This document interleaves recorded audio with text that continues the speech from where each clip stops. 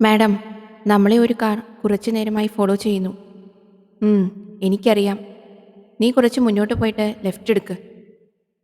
ആ കേസ് മാഡത്തിനെ വല്ലാതെ പ്രശ്നത്തിലാക്കുന്നുണ്ടല്ലേ? ഉണ്ട്. പക്ഷേ ഇതിലൂടെ എനിക്കൊന്ന് മനസ്സിലായി. ഞാൻ അവരുടെ അടുത്തെത്തി. അവർ എന്നെ പേടിച്ചു തുടങ്ങിയിരിക്കുന്നു. അതെ, എങ്കിലും നാളെ കൂടി എനിക്ക് ജീവിച്ചു നിന്നേ പറ്റൂ. നിനക്കറിയാലോ എല്ലാം. ഇതാ അവിടുന്ന് ലെഫ്റ്റ്. Okay madam. പക്ഷേ എന്താ പക്ഷേ? നീ ജീവിച്ചു നിന്നിട്ട് വേണ്ടേ? അവന്റെ ശബ്ദത്തിൽ ക്രൂരത നിറഞ്ഞിരുന്നു. കുറച്ച് ദിവസങ്ങൾക്ക് മുമ്പ് രാവിലെ എഴുന്നേറ്റത് ക്രൈംബ്രാഞ്ചിലെ ഹെഡ് ഓഫീസിൽ നിന്നുള്ള ഫോൺ കോൾ കേട്ടാണ്. പെട്ടെന്ന് എഴുന്നേറ്റ് ഡ്രസ്സ് ചേഞ്ച് ചെയ്ത് അവിടേക്ക് പോകാൻ ഒരുങ്ങി. മോളെ, ഈ ചായ കുടിച്ചിട്ട് പോ. ഹെഡ് ഓഫീസിൽ നിന്നും വിളി വന്നു. ഇനി ഒട്ടും സമയമില്ലമ്മേ. ബായ്. നിന്റെ തിരക്ക് എപ്പോ തീരും? അറിയില്ലമ്മേ, അറിയില്ല. പോയി വരാം. ബായ്. സൂക്ഷിച്ചു പോയിട്ട് വാ. ഈ ഞാൻ ആരാണെന്നല്ലേ? അരുണ IPS, ക്രൈംബ്രാഞ്ചിലെ ഓഫീസറാണ്. അച്ഛൻ ആർമിയിലായിരുന്നു. അച്ഛൻ്റെ അടുത്തു നിന്നും കിട്ടിയതാ ഈ കുറ്റാന്വേഷണ വാസന എന്ന് അമ്മ എപ്പോഴും പറയും. അച്ഛൻ അതിർത്തിയിൽ നടന്ന വെടിവെപ്പിൽ മരിച്ചപ്പോൾ അമ്മ ആകെ തളർന്നുപോയി. ഞാൻ ഈ ജോലി തിരഞ്ഞെടുത്തപ്പോൾ ഭയങ്കര പേടിയായിരുന്നു അമ്മയ്ക്ക്. പക്ഷേ എൻ്റെ ആഗ്രഹം അതായതുകൊണ്ട് അമ്മയുടെ പേടി ഉള്ളിലൊതുക്കി എനിക്ക് നല്ല സപ്പോർട്ട് തന്നു. ഓരോന്നും ചിന്തിച്ച് കാർ ഓടിച്ചപ്പോൾ സമയം പോയതറിഞ്ഞില്ല. വേഗം തന്നെ ഹെഡ് ഓഫീസിലേക്ക് എത്തി. DGPയെ കാണാൻ അദ്ദേഹത്തിൻ്റെ റൂമിലേക്ക് പോയി. Hello sir. ആ, അരുണ വന്നോ? Yes sir. എന്തേ വിളിപ്പിച്ചത്? Anything serious? അരുണ അറിഞ്ഞു കാണുമല്ലോ. ആ കേസ് നമ്മൾക്ക് ഹാൻഡ് ഓവർ ചെയ്തു. യെസ് സർ, അറിയാം. ഹേമ കൊലക്കേസ്. ഒന്നിൽ കൂടുതൽ പ്രാവശ്യം പീഡിപ്പിച്ചിട്ട്. അതെ. ആ കേസ് നിന്നെ ഏൽപ്പിക്കുകയാണ്. സർ, ഞാനോ? ഞാനിതുവരെ ഒറ്റയ്ക്ക്. അറിയാം. ബട്ട് എനിക്ക് നിന്നിൽ വിശ്വാസമുണ്ട്. നീ അടങ്ങിയ സംഘം അന്വേഷിച്ച എല്ലാ കേസുകളും തെളിയിച്ചിട്ടുണ്ടല്ലോ. ഓക്കെ സർ, ഞാനിത് ഏറ്റെടുക്കാം. കേസ് സംബന്ധിച്ച ഫയൽ അതുൽ തരും. Okay sir. Best of luck. Thank you sir. Salute ചെയ്ത് റൂമിന് പുറത്തിറങ്ങി. ഞാൻ നേരെ അതുലിൻ്റെ അടുത്തേക്ക് ചെന്നു. എന്നെ കണ്ടതും അതുൽ കേസ് ഫയൽ എനിക്ക് തന്നു. വലിയ ചുമതല കിട്ടിയതുകൊണ്ട് ഞാൻ ഭയങ്കര ടെൻഷനിലായിരുന്നു. ടെൻഷൻ കുറയ്ക്കാൻ വേണ്ടി നേരെ ക്യാൻറ്റീനിൽ പോയി ഒരു ചായ പറഞ്ഞു. ചായയ്ക്ക് വെയിറ്റ് ചെയ്തിരിക്കുമ്പോൾ എൻ്റെ അടുത്തേക്ക് അജിത്ത് വന്നു. ഡോ, എന്ത് ചിന്തിച്ചിരിക്കുവാ? ഓ, അതോ, പുതിയ കേസ് എന്നെ ഏൽപ്പിച്ചു. ഹേമയുടെ കേസോ? അതെ. ഗുഡ്. ഒരു സന്തോഷ വാർത്ത കൂടി. ഞാനും നിന്റെ ടീമിലുണ്ട്. ആ, കൊള്ളാം. ബാക്കി ആരൊക്കെയുണ്ട്? ഇതാ ലിസ്റ്റ്. അരുണ, അജിത്, വിവേക്, അശോക്, ദേവ്. സെറ്റ് ടീമാണല്ലോ. അതെ. ഇനി എന്താ ചെയ്യേണ്ടതെന്ന് എനിക്ക് ഒരു എത്തും പിടിയുമില്ല. ആദ്യം ടീം മീറ്റിംഗ് വിളിക്കാം എന്ന് തോന്നുന്നു. ആ, നീ ആദ്യം ഈ ചായ കുടിക്കൂ. എന്നിട്ട് മീറ്റിംഗ് റൂമിൽ പോയി ഇരിക്ക്. അപ്പോഴേക്കും ഞാൻ ടീമുമായി വരാം. അതിനു മുന്നേ എനിക്കൊരു കാര്യം പറയാനുണ്ട്. എന്തേ? അരുണാജിത്തിന് വിജയാശംസകൾ. ഓ, അജിത്ത് ആയിട്ടില്ലല്ലോ. ആകുമല്ലോ. 6 മാസം കൂടി കഴിഞ്ഞാൽ പിന്നെ ഈ പോലീസുകാരി എനിക്ക് സ്വന്തം. ഉവ്വേ. കിന്നാരം പറഞ്ഞ് നിൽക്കാതെ മീറ്റിംഗ് റെഡിയാക്ക്. ചായ കുടിച്ചു കഴിഞ്ഞ് ഞാൻ നേരെ മീറ്റിംഗ് റൂമിലേക്ക് പോയി. അവിടെ അജിത്തും ബാക്കി ടീം അംഗങ്ങൾ എല്ലാവരും ഉണ്ടായിരുന്നു. ഞങ്ങളെല്ലാവരും ഒരേ റാങ്കിങ്ങിൽ ഉള്ളവരായിരുന്നു. അതിലുപരി ഞങ്ങൾ കട്ട ഫ്രണ്ട്സ് ആയിരുന്നു. അതുകൊണ്ട് തന്നെ കേസ് തെളിയിക്കാൻ നമ്മളെക്കൊണ്ട് പറ്റുമെന്ന് നല്ല ഉറപ്പും ഞങ്ങൾക്കുണ്ടായിരുന്നു. Hello everyone. ഹലോ. എല്ലാവരും ഇരിക്കൂ. സോ, ഇതാണ് കേസ് ഫയൽ. ഹേമ കൊലക്കേസ്. ലോക്കൽ പോലീസിന്റെ അന്വേഷണം ശരിയായ ദിശയിലേക്കല്ല പോകുന്നതെന്ന കാരണം കൊണ്ട് കേസ് ക്രൈംബ്രാഞ്ചിനെ ഏൽപ്പിക്കുകയായിരുന്നു. യെസ്, അറിയാം. നമ്മുടെ ഈ ടീം ഒന്നിച്ച എല്ലാ കേസും തെളിഞ്ഞിട്ടുണ്ട്. അതുപോലെ ഈ കേസും തെളിയിക്കണം. തീർച്ചയായും. So, let start. ആദ്യം കേസ് ഫയൽ ഒന്ന് ക്രോസ് ചെക്ക് ചെയ്യാം. ഒരു പോയിന്റ് പോലും മിസ് ചെയ്യരുത്. ചിലപ്പോൾ ചില വാക്കുകളായിരിക്കും നമ്മളെ കറക്റ്റ് ട്രാക്കിൽ കൊണ്ടെത്തിക്കാൻ പോകുന്നത്. അരുണ, എനിക്ക് തോന്നുന്നത് നമ്മൾ ഓരോ വർക്കും ഓരോ ആൾക്ക് കൊടുക്കണമെന്നാണ്. അജിത് അത് പറഞ്ഞപ്പോൾ എനിക്കും അങ്ങനെ തന്നെ ചെയ്യാമെന്ന് തോന്നി. ഓക്കെ. അങ്ങനെയാണെങ്കിൽ വിവേക് അവിടെ നിന്നും ശേഖരിച്ച തെളിവുകൾ ചെക്ക് ചെയ്യണം. ദേവ് പോലീസ് എടുത്തിട്ടുള്ള സാക്ഷിമൊഴികൾ നോക്കണം. അതിൽ ആരൊക്കെ ജെനുവിനാണെന്ന് സെലക്ട് ചെയ്ത് വെക്കണം. അശോക് സംഭവസ്ഥലത്തിന്റെ ഫോട്ടോസ്, അതുപോലെ പോസ്റ്റ്മോർട്ടം റിപ്പോർട്ട്, ബാക്കി എല്ലാ റിപ്പോർട്ടും ക്രോസ് ചെക്ക് ചെയ്യണം. അജിത് പോലീസ് ശ്രദ്ധ കൊടുക്കാൻ വിട്ടുപോയ സ്ഥലങ്ങൾ ഐഡന്റിഫൈ ചെയ്യണം. പിന്നെ സംഭവസ്ഥലത്ത് എപ്പോൾ പോകണമെന്ന് വഴിയെ പറയാം. Okay okay. ആദ്യം നമുക്ക് ഈ കേസ് ഒന്ന് ഡിസ്കസ് ചെയ്യാം. നിങ്ങളുടെ വ്യൂ പോയിന്റ് പറയൂ. ഞാനത് നോട്ട് ചെയ്ത് വെക്കാം. ഞങ്ങൾ കേസ് ഫയൽ തുറന്നു. ഹേമ കൊലക്കേസ്. ഞങ്ങളെല്ലാവരും ആ ഫയൽ നല്ലതുപോലെ വായിച്ചു. ഹേമ 23 വയസ്സായ പെൺകുട്ടി, 5 അടി 4 ഇഞ്ച് നീളം, ഇരുനിറം. അവളുടെ മരണം കൈതമുക്ക് എന്ന ആ നാടിനെ ആകെ നടുക്കിയിരുന്നു. പട്ടാപ്പകൽ നടന്ന ഒരു കൊലപാതകം. പക്ഷേ ആരും അത് അറിഞ്ഞില്ല എന്ന് പറയുമ്പോൾ ആ കാര്യം ഞങ്ങളെ സംശയത്തിലാക്കി. പണി തീരാത്ത ആ കുഞ്ഞു വീട്ടിൽ ഹേമയും അമ്മയും മാത്രമായിരുന്നു. അച്ഛൻ ഹേമയ്ക്ക് 5 വയസ്സുള്ളപ്പോൾ മരിച്ചു. അവളും അമ്മയും ജോലിക്ക് പോയിട്ടാണ് വീടിന്റെ ലോൺ അടയ്ക്കുന്നത്. അമ്മയ്ക്ക് കൂലിപ്പണിയാണ്. ഹേമ ഒരു തുണിക്കടയിൽ സെയിൽസ് ഗേളും. സംഭവം നടന്നത് ജനുവരി 14. അന്ന് രാവിലെ എന്നത്തെയും പോലെ തന്നെ ജോലിക്ക് പോകാൻ അവൾ ഒരുങ്ങിയിരുന്നു എന്നാണ് അവളുടെ അമ്മ മൊഴി നൽകിയിരിക്കുന്നത്. പിന്നീട് എന്ത് സംഭവിച്ചു? അതാണ് നമ്മൾ അറിയേണ്ടത്. ദേവ് സാക്ഷിമൊഴികളുടെ ഫയലെടുത്ത് നോക്കിയിട്ട് പറഞ്ഞു. ഹേമ രാവിലെ 9 മണിക്ക് ബസ് കയറാൻ പോകുന്നത് ഒരു ഓട്ടോക്കാരൻ കണ്ടിട്ടുണ്ട്. പക്ഷേ ഹേമ അന്ന് ഷോപ്പിലെത്തിയിട്ടില്ല എന്ന് ഷോപ്പിലുള്ളവരുടെ മൊഴിയുണ്ട്. അതുപോലെ തന്നെ ഹേമ തിരിച്ചു വരുന്നതും ആരും കണ്ടിട്ടില്ല. ഹേമയുടെ വീടിന്റെ അടുത്തുള്ളവർ ആരും ഉണ്ടായിരുന്നില്ലേ അന്നവിടെ? ഇല്ല എന്നാണ് മൊഴി. അപ്പോൾ ഒരു കാര്യം ഉറപ്പിക്കാം. ഹേമ വീട്ടിൽ നിന്നിറങ്ങി, പക്ഷേ ഷോപ്പിൽ പോകാതെ വേറെ എവിടെയോ പോയി. മരണം നടന്നത് 11:10-നും 11:20-നും ഇടയിൽ. അപ്പോൾ 9 മണിക്ക് പോയിട്ട് 11:10-നുള്ളിൽ തിരിച്ച് വീട്ടിൽ വന്നിട്ടുണ്ട്. അതെ. പുറത്തു പോയപ്പോൾ അവൾ ആരെയെങ്കിലും കണ്ടിട്ടുണ്ടോ? തിരിച്ച് ഒറ്റയ്ക്കാണോ വന്നത്? ഇതൊക്കെ കണ്ടുപിടിക്കണം എന്ന് അജിത്ത് പറഞ്ഞു. അജിത്ത്, അതിന് ഹേമയുടെ മൊബൈൽ ടവർ നോക്കിയാൽ പോരെ? പോര വിവേക്. കാരണം അവൾക്ക് സ്വന്തമായി മൊബൈൽ ഫോണില്ല. മൊബൈൽ ഇല്ലാത്ത പെൺകുട്ടിയോ? അതെ അശോക്, ഹേമയ്ക്ക് മൊബൈലില്ല. അപ്പോൾ അരുണ, നമ്മളിനി എന്തു ചെയ്യണം? അശോക് സംശയത്തോടെ എന്നോട് ചോദിച്ചു. മൊബൈൽ ഇല്ലെങ്കിൽ എന്താ? എല്ലാം കാണുന്ന ഒരാൾ മുകളിലുണ്ടല്ലോ. ആര്? ദൈവമോ? അല്ല, ക്യാമറ. ഇതാണ് ഇപ്പോൾ നമ്മുടെ ദൈവം. കറക്റ്റ്. ഒരു വാതിലടഞ്ഞാൽ മറ്റൊരു വാതിൽ തുറക്കുമെന്നല്ലേ? അത് പറഞ്ഞപ്പോൾ പെട്ടെന്നാരോ റൂമിന്റെ വാതിൽ തുറന്നു. ഞങ്ങളെല്ലാവരും തിരിഞ്ഞു നോക്കി. ഓ, താനായിരുന്നു. എന്തേ? ആ കേസുമായി ബന്ധപ്പെട്ട കുറച്ച് ഫയൽ കൂടി തരാൻ പറഞ്ഞു. ഓ, താങ്ക്സ്. വേറെ ഒന്നുമില്ലെങ്കിൽ പൊയ്ക്കോളൂ. മനസ്സില്ലാ മനസ്സോടെ അയാൾ വാതിൽ തുറന്ന് പുറത്തിറങ്ങി. പുറത്തിറങ്ങും മുന്നേ അയാൾ ഞങ്ങളെ തിരിഞ്ഞു നോക്കി. ഞങ്ങൾ വീണ്ടും കേസ് പഠിക്കാൻ തുടങ്ങി. സോ, നമ്മളെവിടെയാ പറഞ്ഞു നിർത്തിയത്? ക്യാമറ. യെസ്. ബസ് കയറുന്നത് കണ്ടു എന്നല്ലേ ആ ഓട്ടോക്കാരൻ പറഞ്ഞത്? ഏത് ബസ്സാണ് കയറിയത് എന്നുണ്ടോ? അധികം ബസ്സുകളില്ലാത്ത റൂട്ടാണത്.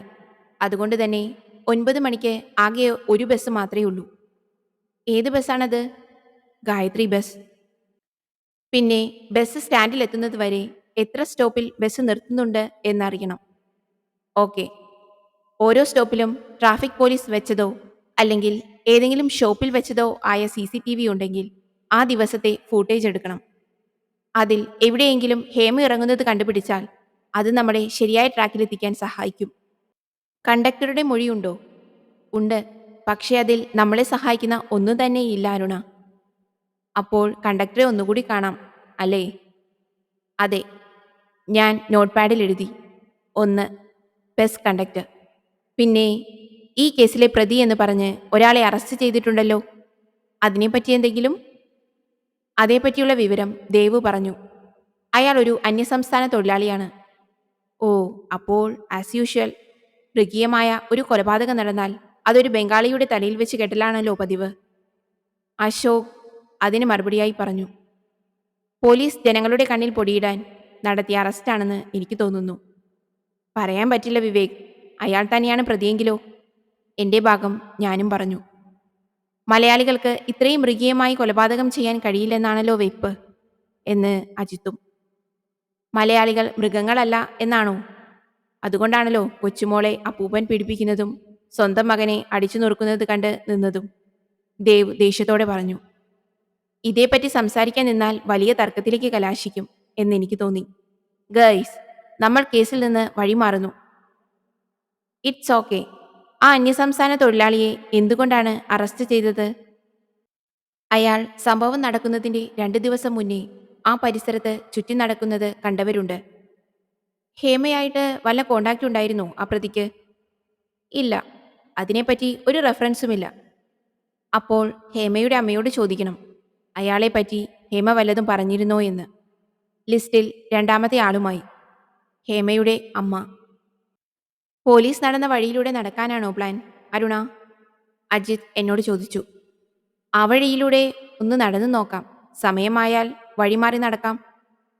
അരുണ, നമ്മൾ വീണ്ടും ചോദ്യം ചെയ്യേണ്ടവരുടെ ലിസ്റ്റ് തയ്യാറാക്കുകയാണോ എന്ന് വിവേക് സംശയം പ്രകടിപ്പിച്ചു. അതെ, എല്ലാവരുമില്ലെങ്കിലും കുറച്ചുപേരെ നമുക്ക് പൊക്കണം. ഓക്കെ. അടുത്തതായി നമുക്ക് പോസ്റ്റ്മോർട്ടം റിപ്പോർട്ട് ഡിസ്കസ് ചെയ്യാം. അശോക്, പോസ്റ്റ്മോർട്ടം റിപ്പോർട്ട് ഇതാ. ഇതിൽ പറയുന്നത് മരണകാരണം തലക്കേറ്റ ആഴത്തിലുള്ള മുറിവാണ്. അത് പീഡന ശ്രമത്തിന് ഇടയിൽ പറ്റിയതാണോ? അതെ. റിപ്പോർട്ട് പ്രകാരം ഹേമയെ 1-ൽ കൂടുതൽ പ്രാവശ്യം പീഡിപ്പിച്ചിട്ടുണ്ട്. മരണത്തിന് മുമ്പും ശേഷവും. കൂടുതലായ എന്തെങ്കിലും? അതുപോലെ അവസാനമായി ഹേമയുടെ മരണം ഉറപ്പുവരുത്തും വിധം തലയിൽ ഇരുമ്പു കമ്പി കൊണ്ട് പലതവണ അടിച്ചിട്ടുണ്ട്. തലയോട്ടി തകർന്നു. തലച്ചോറിന് ക്ഷതമേറ്റിട്ടുണ്ടെന്നും പോസ്റ്റ്മോർട്ടത്തിൽ പറയുന്നു. പിന്നെ ഹേമയുടെ സ്വകാര്യ ഭാഗങ്ങൾ ചതഞ്ഞിട്ടുണ്ട്. മേ ബി പീഡനത്തിലുണ്ടായ ഫോഴ്സ് കൊണ്ട് സംഭവിച്ചതാകാം. പിന്നെ ആന്തരിക അവയവങ്ങൾക്ക് കേടുപറ്റിയിട്ടുണ്ട്. നേക്കഡായിട്ടാണ് റൂമിൽ നിന്ന് ഹേമയെ അമ്മ കണ്ടത്. രക്തം റൂമിൽ തളം കെട്ടി കിടക്കുന്നുണ്ടായിരുന്നു. ഓക്കെ. പോസ്റ്റ്മോർട്ടം റിപ്പോർട്ടിലെ പ്രധാനപ്പെട്ട കാര്യങ്ങൾ ഞാൻ എഴുതി വച്ചു. ഏറ്റവും വലിയ കാര്യം എന്താണെന്ന് വെച്ചാൽ ഹേമയുടെ ബ്ലഡിൽ ഹൈ ലെവൽ ഡ്രഗ്സിന്റെ അംശമുണ്ട്. ഡ്രഗ്സോ? അജിത് അതിശയത്തോടെ ചോദിച്ചു. അവൾ ഡ്രഗ് അഡിക്റ്റ് ആണോ? അങ്ങനെ ഒരു പരാമർശം എവിടെയുമില്ല. പക്ഷേ ബ്ലഡിൽ ഡ്രഗ്സ് ഉണ്ട്. ഇനി പീഡിപ്പിക്കാൻ വേണ്ടി ഡ്രഗ്സ് കുത്തിവെച്ചതാണെങ്കിലോ? അശോക് പറഞ്ഞു. അങ്ങനെയും ആവാം. ഇത്രയും ക്രൂരമായി ചിന്തിക്കാൻ പോലും പറ്റുന്നില്ല. ശരീരം ആകെ വിറയ്ക്കുന്നു. ആ കുട്ടി എത്ര അനുഭവിച്ചിട്ടുണ്ടാകും? ഹേമയെ കൊന്നവർ ആരാണെങ്കിലും പിടികൂടിയേ പറ്റൂ, ദേവു പറഞ്ഞു. ഇനി കണ്ടുപിടിക്കേണ്ടത് മോട്ടീവാണ്. എന്തിന് ഇത് ചെയ്തു? വെറും ഒരു ലൈംഗിക ആസക്തിയാണെന്ന് എനിക്ക് തോന്നുന്നില്ല, ഞാൻ പറഞ്ഞു. ഈ ചോദ്യത്തിന് ശേഷം ഞാൻ ഇത്രയും നേരം പറഞ്ഞത് വീണ്ടും ചിന്തിച്ചു. യെസ്, എനിക്കും. ചെയ്തവൻ ഹേമയ്ക്ക് പരിചയമുള്ളവനാണ്. കാരണം റൂമിൽ കയറുമ്പോൾ പിടിയും വലിയും നടന്നതായി റിപ്പോർട്ടിലില്ല എന്ന് അജിത്ത് കൂട്ടിച്ചേർത്തു. നമുക്ക് ഹേമയുടെ വീട്ടിൽ പോകണം. കുറച്ചു കാര്യങ്ങൾ നമുക്ക് കണ്ടുപിടിക്കാനുണ്ട്, അല്ലേ അരുണ? അവിടെ ആരെങ്കിലും താമസമുണ്ടോ ഇപ്പോ? ഇല്ല. ഹേമയുടെ അമ്മ സ്നേഹമന്ദിരത്തിലാണ്. ആ സംഭവത്തിന് ശേഷം വീട് പൂട്ടിയിട്ടിരിക്കുകയാണ്. അപ്പോൾ തെളിവുകൾ അവിടെ തന്നെ ഉണ്ടാകും. അതെ. എന്താ അരുണ നീയൊന്നും പറയാത്തത്? നിന്റെ മനസ്സിൽ എന്തെങ്കിലും ഉണ്ടോ? എൻ്റെ മനസ്സ് ആകെ അസ്വസ്ഥമാണ്. എന്തോ എവിടെയോ. പറ, എന്താ പ്രശ്നം അരുണ?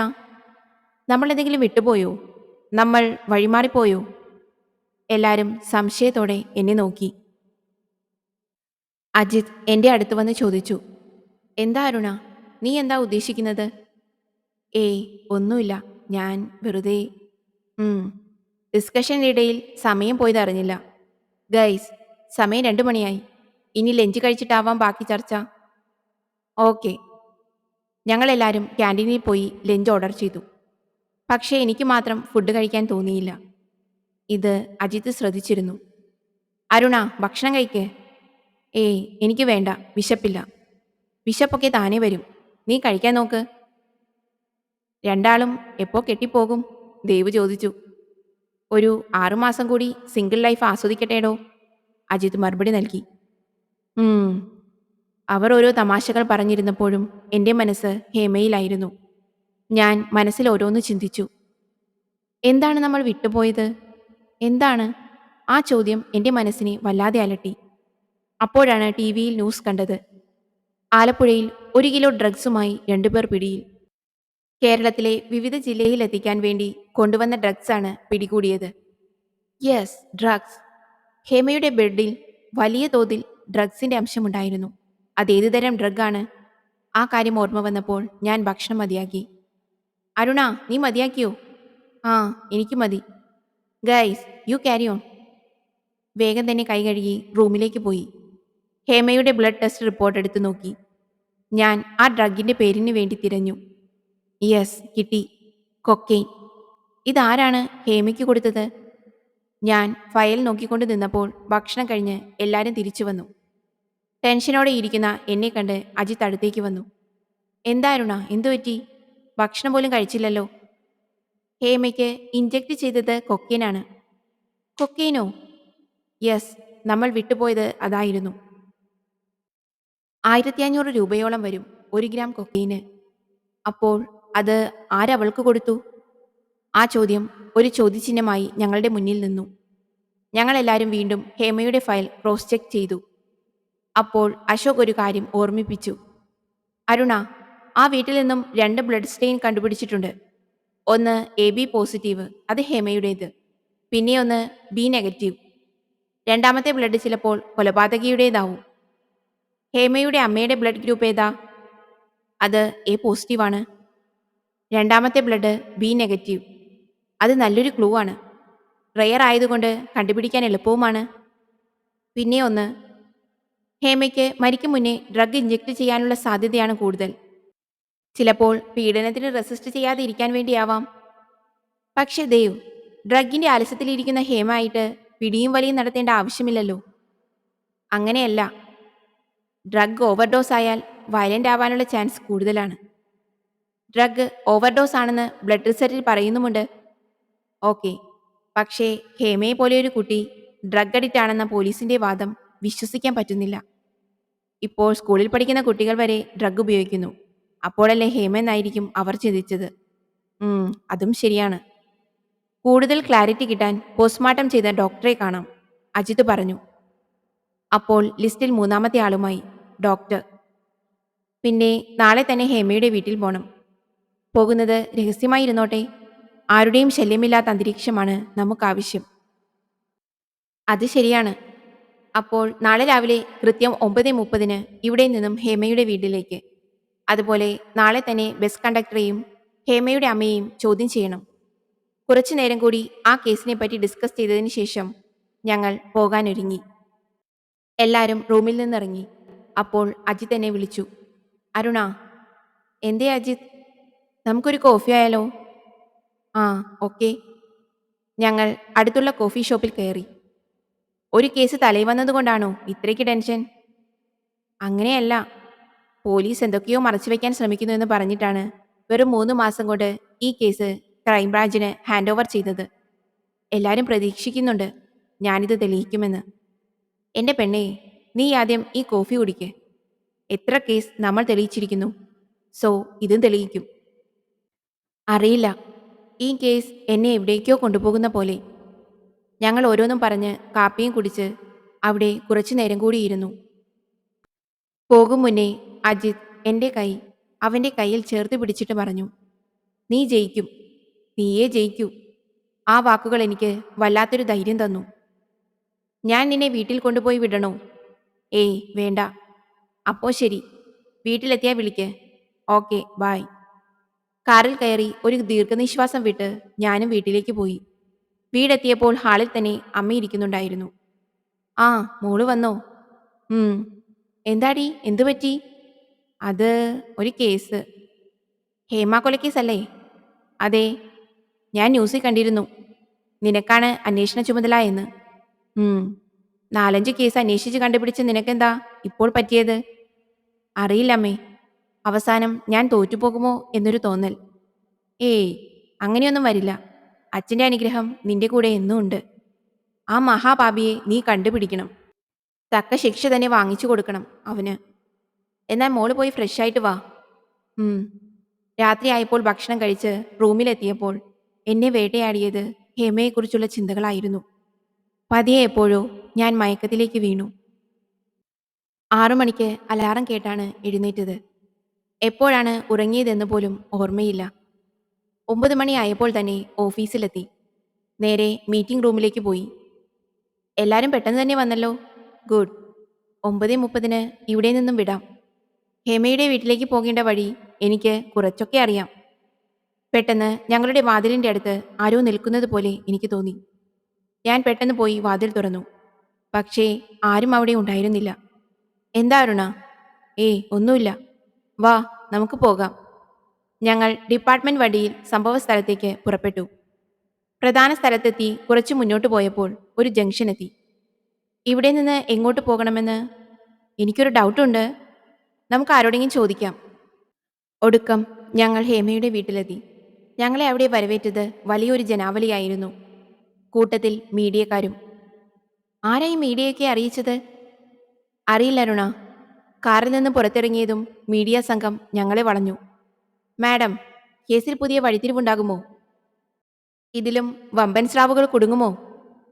നിങ്ങളുടെ ചോദ്യങ്ങൾക്ക് ഉത്തരം തരാം, പക്ഷേ ഇപ്പോഴല്ല. Please cooperate. വീട് ലക്ഷ്യമാക്കി നീങ്ങിയപ്പോൾ കുറച്ച് നാട്ടുകാർ ഞങ്ങളുടെ മുന്നിൽ വന്നു നിന്നു. മാഡം, പോലീസുകാർ ഉറപ്പിയതുകൊണ്ടാണ് ഞങ്ങൾ മുൻകൈയെടുത്ത് ക്രൈംബ്രാഞ്ചിനെ ഏൽപ്പിച്ചത്. നിങ്ങളെങ്കിലും അവർക്ക് നീതി വാങ്ങിക്കൊടുക്കണം. നിങ്ങൾ കുറച്ച് സാവധാനം തന്നേ പറ്റൂ. ഇത് ഞങ്ങൾ കുറെ കേട്ടതാ മാഡം. അതുപോലെയല്ല ഇത്. എനിക്കൊരു വാക്കേ ഉള്ളൂ. പോലീസുകാരെ പോലെ എത്ര കാലം നീട്ടിക്കൊണ്ടു പോകും? കൂടിപ്പോയാൽ 1 മാസത്തിനുള്ളിൽ. അതിനുള്ളിൽ ഈ കേസ് ഞാൻ തെളിയിക്കും. അത് കേട്ട് എല്ലാവരും കൈയടിച്ചു. മീഡിയ എൻ്റെ വാക്കുകൾ ഒപ്പിയെടുത്തു. അത് കണ്ട് അജിത് അടുത്തേക്ക് വന്ന് അവരിൽ നിന്ന് എന്നെ മാറ്റി നിർത്തി. നീ എന്തിനാ 1 മാസത്തിനുള്ളിൽ കണ്ടുപിടിക്കുമെന്ന് പറഞ്ഞത്? അത് അപ്പോൾ എനിക്ക് അങ്ങനെ തോന്നി. നീ വലിയ റിസ്ക്കാണ് എടുത്തിരിക്കുന്നത്. I know. വാ, നമുക്ക് അകത്തേക്ക് പോകാം. അങ്ങനെ ഞങ്ങൾ ആ വീടിന്റെ ഉള്ളിൽ കയറി. രക്തം തളം കെട്ടി കിടക്കുന്നതൊക്കെ ഉണങ്ങിക്കഴിഞ്ഞിരുന്നു. തേപ്പ് പോലും കഴിയാത്ത ആ വീടിന്റെ ഭിത്തിയിൽ രക്തം വാർന്നൊഴുകിയ പാട്. പിടിവലി നടന്നത് കാരണം സാധനങ്ങളെല്ലാം ചിതറിക്കിടക്കുകയാണ്. ഗൈസ്, എല്ലാ മൂലയും തപ്പണം. ചിലപ്പോൾ പോലീസ് വിട്ടുപോയ എന്തെങ്കിലും നമുക്ക് കിട്ടാതിരിക്കില്ല. ഞങ്ങൾ ഓരോരുത്തരും ഓരോ സ്ഥലങ്ങളിൽ പരിശോധന നടത്തി.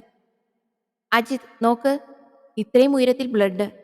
അത് തലയ്ക്കടിയേറ്റതിനു ശേഷം അവളെ കഴുത്തിന് കുത്തിപ്പിടിച്ച് ചുമരിലേക്ക് പൊക്കി നിർത്തിയപ്പോൾ വന്നതായിരിക്കാം. അല്ലാതെ വരാൻ ചാൻസ് കുറവാണ്. ഇതിന്റെ അളവെടുക്കണം. ഓക്കെ. ഞാൻ ബെഡ്റൂമിലെ കട്ടിലിന് താഴെയൊക്കെ നോക്കിയപ്പോൾ ഒരു മോതിരം കിട്ടി. വിവേക്, ആ മോതിരം എടുത്തേ.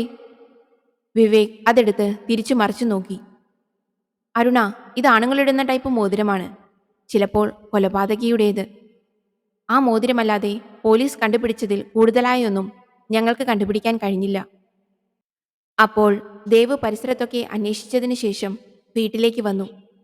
അരുണ, ഹേമയുടെ വീടിന് അടുത്തുള്ളവർ ഹേമയുടെ മരണത്തിനും 2 ദിവസം മുന്നേ പോയതാണ്. എവിടേക്കാണെന്ന് അറിയില്ല. അവിടെ ആരൊക്കെയാണ് ഉണ്ടായിരുന്നത്? ഒരമ്മയും മകനും. അവർ എങ്ങോട്ട് പോയി എന്ന് അന്വേഷിക്കണം. ഓക്കെ. പിന്നെ ദേവ്, ഈ വീട്ടിലേക്ക് വരാൻ വേറെ വഴിയില്ലല്ലോ? ഇല്ല. നമ്മൾ വന്ന വഴി മാത്രം. ഞാൻ അവിടം മുഴുവൻ നടന്നു നോക്കി. പിന്നിലെ വാതിൽ അടച്ചിട്ടുണ്ട്. മുന്നിലോ പിന്നിലോ ആയിട്ടുള്ള ഒരു വാതിലിലും ബലപ്രയോഗത്തിന്റെ ലക്ഷണമില്ല.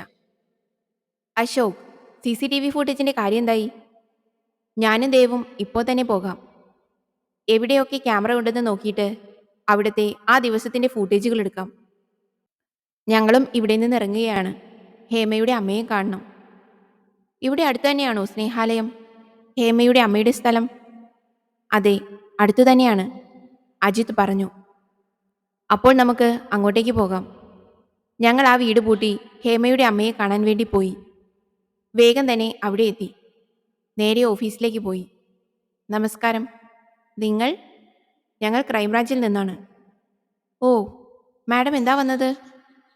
ഹേമയുടെ അമ്മയെ കാണണം, പറ്റുമോ? ഞാൻ വിളിക്കാം. കുറച്ചു കഴിഞ്ഞപ്പോൾ അമ്മ വന്നു. പാവം സ്ത്രീ. മകളുടെ മരണം ഇനിയും താങ്ങാനായിട്ടില്ല എന്ന് തോന്നുന്നു. അമ്മേ, ഞങ്ങൾ ക്രൈംബ്രാഞ്ചിൽ നിന്നാണ്. അമ്മയുടെ മോളെപ്പറ്റി മകളുടെ കാര്യം പറഞ്ഞപ്പോൾ തന്നെ ആ അമ്മയുടെ കണ്ണുകൾ നിറഞ്ഞൊഴുകി. അമ്മേ, അമ്മ കരയാതെ. അമ്മയ്ക്ക് ഹേമയുടെ കൊലപാതകിയായി അറസ്റ്റ് ചെയ്ത ബംഗാളിയെ മുൻപ് കണ്ട പരിചയമുണ്ടോ? ഇല്ല. ഹേമയ്ക്കോ? ഇല്ല മോളെ. അവനെ ഇതുവരെ ഞാനോ എൻ്റെ മോളോ കണ്ടിട്ടില്ല. അവൻ പിന്നെ എന്തിനാണ് എൻ്റെ മോളെ? ആ അമ്മയുടെ കണ്ണുനീർ സഹിക്കാൻ വയ്യാതെ അവരെ കെട്ടിപ്പിടിച്ച് ഞാൻ ആശ്വസിപ്പിച്ചു. അമ്മ ചിലപ്പോൾ എന്നെ ഹേമയായിട്ടായിരിക്കും കാണുന്നത് എന്നെനിക്ക് തോന്നി. അവിടെ നിന്നിറങ്ങുമ്പോൾ ആ അമ്മയുടെ കരച്ചിൽ എൻ്റെ കാതുകളിൽ മുഴങ്ങിക്കൊണ്ടേയിരുന്നു. അടുത്തത് എങ്ങോട്ടാ? Bus conductor. ബസ് ഈ സമയത്ത് സ്റ്റാൻഡിൽ കാണും. എന്നാൽ അങ്ങോട്ട് പോകാം. ഞങ്ങൾ നേരെ ബസ് സ്റ്റാൻഡിലേക്ക് പോയി. ഞങ്ങളുടെ വണ്ടി കണ്ടപ്പോൾ എല്ലാവരും ഒന്ന് പേടിച്ചതുപോലെ. ഞങ്ങൾ അവിടെ ഉണ്ടായ കുറച്ച് ഡ്രൈവറുടെ അടുത്തേക്ക് ചെന്നു. ഗായത്രി ബസ്സിലെ കണ്ടക്ടർ. ഞാനാ, സജി. നിങ്ങളാരാ? ക്രൈംബ്രാഞ്ചിൽ നിന്നാണ്. അത് കേട്ടപ്പോൾ അവൻ എഴുന്നേറ്റ് നിന്ന് മുണ്ട് താഴ്ത്തിയിട്ടു. നിങ്ങൾ എത്ര മാസമായി ഈ ബസ്സിൽ? ഞാൻ ജനുവരിയിൽ കയറിയതാ സാറേ. ജനുവരി എന്ന് പറയുമ്പോൾ ഡേറ്റ് ഓർമ്മയുണ്ടോ? ജനുവരി 14. നല്ല ഓർമ്മയാണല്ലോ. അത് അന്ന് ഏതോ ഒരു പെണ്ണ് കയറിയത് കണ്ടിരുന്നോ എന്ന് ചോദിച്ച് പോലീസ് വന്നിരുന്നു. അതുകൊണ്ട് നല്ല ഓർമ്മയാണ്. അതിനു മുന്നേയുള്ള കണ്ടക്ടർ ആരായിരുന്നു? അത് വേണു. അവൻ അന്ന് രാവിലെ സുഖമില്ല എന്ന് പറഞ്ഞുകൊണ്ടാണ് ഞാൻ കയറിയത്. അതിനുശേഷം വേണു ബസ്സിൽ വന്നിരുന്നോ? ഇല്ല. പിന്നെ അവൻ വന്നിട്ടില്ല. ബാംഗ്ലൂരിൽ ഏതോ ജോലി കിട്ടി പോയി എന്നാണ് കേട്ടത്. ഓക്കെ. പെട്ടെന്ന് എൻ്റെ ഫോൺ ബെല്ലടിച്ചു. ഹലോ അശോക്. വാട്ട്? ഞാൻ അവിടെ നിന്ന് മാറി നിന്ന് സംസാരിച്ചു. അശോക്, നിങ്ങൾ ശരിക്കും നോക്കിയോ? നോക്കി. ആകെ ആ സ്ഥലത്ത് മാത്രമേ ക്യാമറ ഇല്ലാത്തതുള്ളൂ. വേറെ ഒരു സ്ഥലത്തും ഹേമ ഇറങ്ങുന്നതും കണ്ടിട്ടില്ല. ഓ, അങ്ങനെയാണോ? നിങ്ങൾ ഓഫീസിലേക്ക് പൊയ്ക്കോളൂ. ഞങ്ങളും വരുന്നു. ഫോൺ കട്ടാക്കിയ ശേഷം ഞാൻ വീണ്ടും സജിയുടെ അടുത്തേക്ക് ചെന്നു. അപ്പോൾ ശരി സജി, ഈ വേണുവിൻ്റെ നമ്പർ വല്ലതും ഉണ്ടോ? ആ, ഇതാ നമ്പർ. ഇതിൽ വാട്സപ്പ് ഉണ്ടായിരുന്നോ? ആ, അവൻ്റെ വാട്സപ്പ് നമ്പറാണിത്. എന്തെങ്കിലും കൂടുതൽ അറിയണമെങ്കിൽ ഞങ്ങൾ സജിയെ വിളിക്കും. ശരി മാഡം. അവിടെ നിന്നും അധികം വൈകാതെ ഞങ്ങൾ ഓഫീസിലെത്തി. അവിടെ അപ്പോഴേക്കും ബാക്കി രണ്ടുപേരും എത്തിയിരുന്നു. ആ, അരുണ, കണ്ടക്ടറെ കണ്ടിട്ട് എന്തായി? ഹേമ മരിച്ച ദിവസം അതിലുണ്ടായ പഴയ കണ്ടക്ടർ എങ്ങോട്ടേക്കോ പോയി. എവിടേക്കാണ് പോയത്? ബാംഗ്ലൂർ എന്ന് പറയുന്നു. പക്ഷേ എനിക്കെന്തോ എവിടെയോ. എൻ്റെ സംശയഭാവം കണ്ടപ്പോൾ ദേവ് ചോദിച്ചു. പൊക്കണം അല്ലേ? അതെ, പൊക്കാം. അജിത് മറുപടി പറഞ്ഞു. ഞാൻ വേണുവിൻ്റെ നമ്പർ വിവേകിനെ ഏൽപ്പിച്ചു. അവൻ്റെ നമ്പർ വെച്ച് അവൻ എവിടെയാണ് ഉള്ളതെന്ന് നോക്കണം. എവിടെയൊക്കെ പോയിട്ടുണ്ടെന്നും. ഞാൻ സൈബർ സെല്ലിൽ ബന്ധപ്പെടാം. സോ അത് വിവേക് നോക്കിക്കോളും. അടുത്തത് ചുമരിൽ ഉയരത്തിൽ കണ്ട ബ്ലഡിൻ്റെ കറ. അത് ഞാൻ പറഞ്ഞല്ലോ, അവളെ കഴുത്തിൽ പിടിച്ച് ചുമരോട് ചേർത്ത് പൊക്കി നിർത്തിയത് കൊണ്ടാവാം. അങ്ങനെ നിർത്തണമെങ്കിൽ ആ ആൾക്ക് നല്ല നീളമുണ്ടാവണ്ടേ? വേണം. അങ്ങനെയാണെങ്കിൽ ആ ആൾക്ക് 6 അടിക്ക് മുകളിൽ ഉയരമെങ്കിലും ഉണ്ടാവണം. അതുപോലെ ഹേമ 45 കിലോയാണ് വെയിറ്റ്. ആ കുട്ടിയെ എടുത്തു പൊക്കണമെങ്കിൽ അവനും നല്ല തടിയും വണ്ണവും വേണം. നല്ല ആരോഗ്യമുള്ള ഒരുത്തനായിരിക്കാനാണ് സാധ്യത. അപ്പോൾ കൊലപാതകിയുടെ ഏകദേശ രൂപം നമുക്ക് കണക്കാക്കാം. 6 അടിയിൽ കൂടുതൽ നീളം, 70-80 കിലോ വണ്ണം, ബി നെഗറ്റീവ് ബ്ലഡ് ഗ്രൂപ്പ്, ആരോഗ്യവാൻ, ഹേമയ്ക്ക് മുൻ പരിചയമുള്ള ആൾ. അതെ, അവനിലേക്കുള്ള അകലം കുറഞ്ഞു വരുന്നുണ്ട്, ദേവു പറഞ്ഞു. യെസ്. പിന്നെ ക്യാമറ ഫൂട്ടേജ് പ്രകാരം ഹേമ സ്റ്റാൻഡിലെത്തിയിട്ടില്ല. ക്യാമറ ഇല്ലാത്ത ആ സ്ഥലത്ത് ഇറങ്ങിക്കാണും. അതെ. അവിടെ നിന്ന് ആരെങ്കിലും ഹേമ കണ്ടിരുന്നോ? ഹേമ വീട്ടിലെങ്ങനെ തിരിച്ചെത്തി? നമുക്ക് ആ സ്ഥലം വരെ ഒന്ന് പോകണം. ഇന്നിനി പോകണ്ട, വൈകുന്നേരമായി. നാളെ രാവിലെ തന്നെ അവിടേക്ക് പോകാം. അജിത് എന്നെ സമയത്തെപ്പറ്റി ഓർമ്മപ്പെടുത്തി. അതുപോലെ ആ വേണുവിനെ നോക്കണം. ആ ദിവസവും പെട്ടെന്ന് കടന്നുപോയി. വീട്ടിലെത്തി രാത്രി ഉറങ്ങാൻ കിടന്നപ്പോൾ അമ്മയുടെ കരച്ചിൽ എനിക്കന്ന് ഉറക്കമില്ലാത്ത രാത്രി സമ്മാനിച്ചു. ഞാൻ ഫോണെടുത്ത് ഫേസ്ബുക്ക് നോക്കി. വെറുതെ ഹേമ എന്ന് സെർച്ച് ചെയ്തപ്പോൾ ഹേമയുടെ ചിത്രം വെച്ചുള്ള ഒരു അക്കൗണ്ട്. സ്വന്തമായി ഫോണില്ലാത്ത ഹേമ എങ്ങനെയാണ് ഫേസ്ബുക്ക് നോക്കിയിരുന്നത്? ഞാൻ അവളുടെ അക്കൗണ്ട് എടുത്തു നോക്കി. മരിക്കുന്നതിൻ്റെ തലേ ദിവസം ജനുവരി 13 അവസാനമായി ഓൺലൈനിൽ വന്നിട്ടുള്ളത്. ഫ്രണ്ട്സ് ലിസ്റ്റ് എടുത്തു നോക്കി. ആ ലിസ്റ്റിൽ അവനും ഉണ്ടായിരുന്നു, വേണു. അവൻ്റെ അക്കൗണ്ട് തുറന്നു നോക്കിയപ്പോൾ ബാംഗ്ലൂരിൽ നിന്നുള്ള ഒരുപാട് ഫോട്ടോസ്. അപ്പോൾ അവൻ ബാംഗ്ലൂരിൽ തന്നെയുണ്ട്. പക്ഷേ എന്നെ കൂടുതൽ കുഴപ്പിച്ചത് അവന്റെ രൂപമായിരുന്നു. കൊലപാതകിക്ക് ഞങ്ങൾ കണ്ടെത്തിയ ഒന്നുപോലും അവനിൽ കണ്ടില്ല.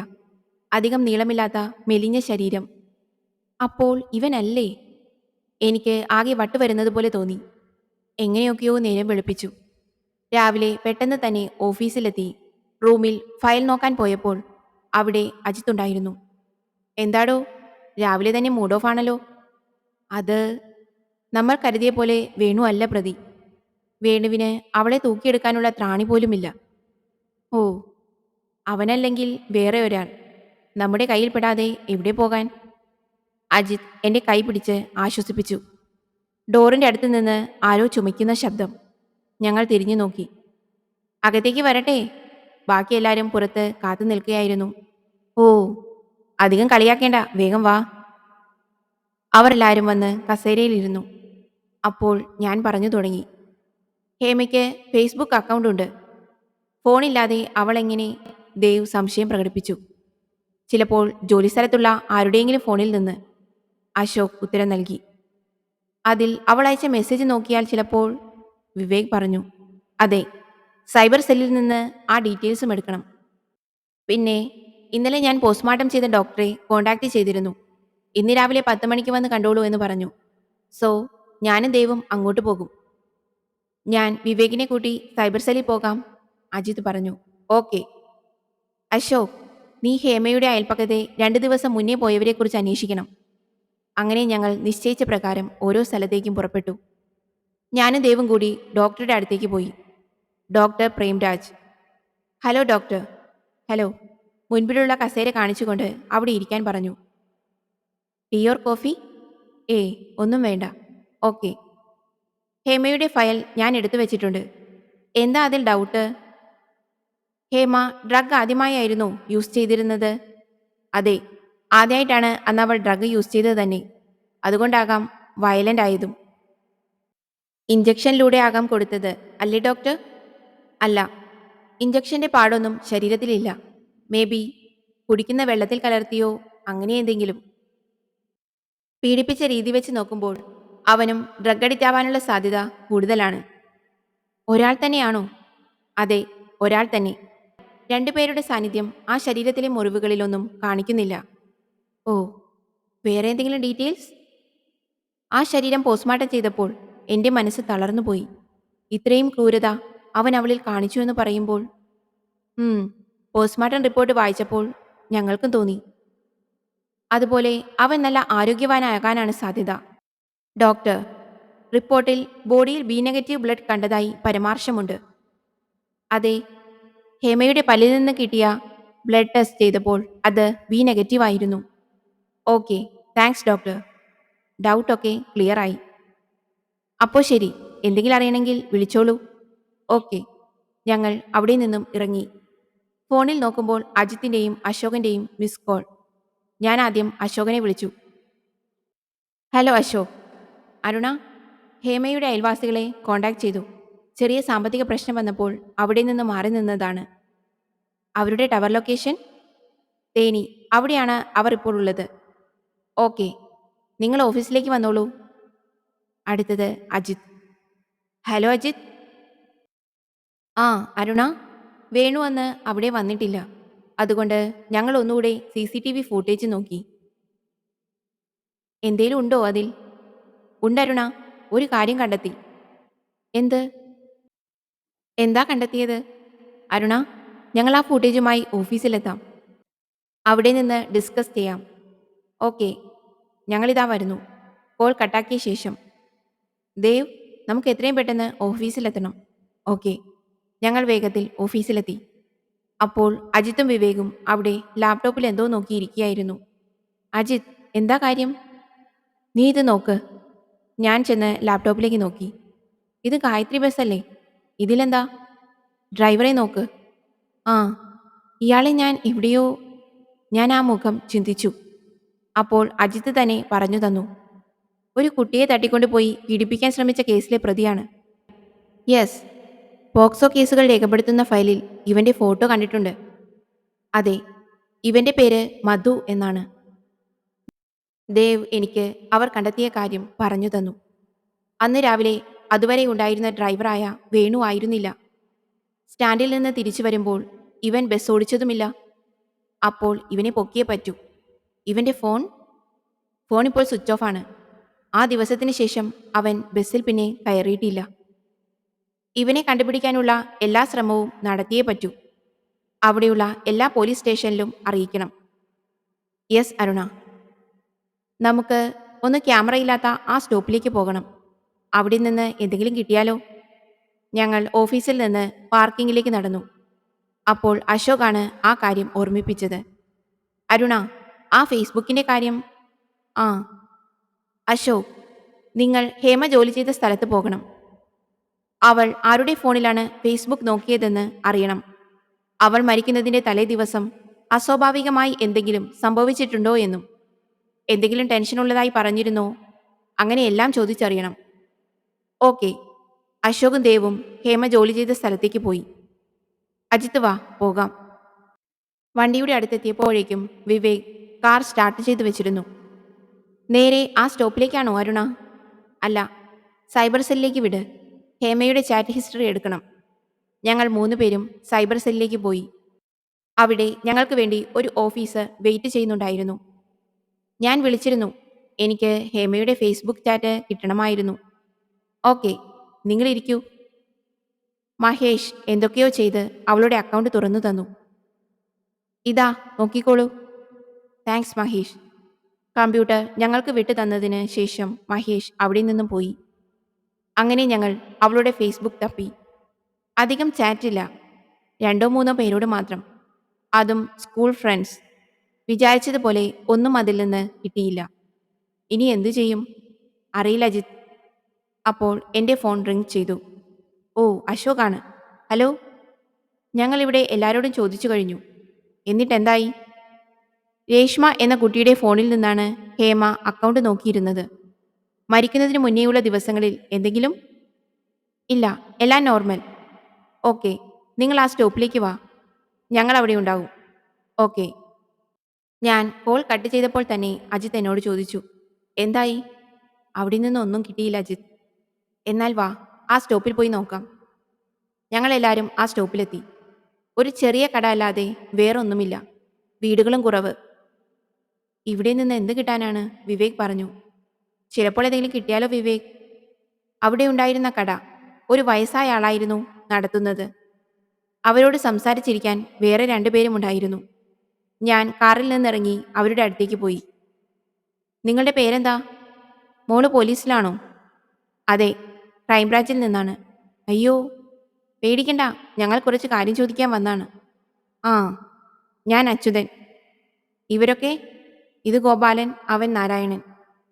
ഇവർ 2 പേരും എന്നും ഇവിടെ ഉണ്ടാവുമോ? ആ, ഇടയ്ക്കൊക്കെ. നിങ്ങൾ കട എന്നും തുറക്കാറുണ്ടോ? ആ, പറ്റുന്ന ദിവസങ്ങളിൽ എല്ലായ്പ്പോഴും തുറക്കും. ഈ കഴിഞ്ഞ ജനുവരിയിൽ എപ്പോഴെങ്കിലും കട പൂട്ടിയിരുന്നോ? ആ, ജനുവരിയിൽ എൻ്റെ ഭാര്യ മരിച്ചത്. ആ മാസം മുഴുവൻ ഞാൻ കട തുറന്നിട്ടില്ല. ഓ, അപ്പോൾ ഇവർ ഇവിടെ വന്ന് ഇരുന്നിട്ടുണ്ടാവില്ലേ?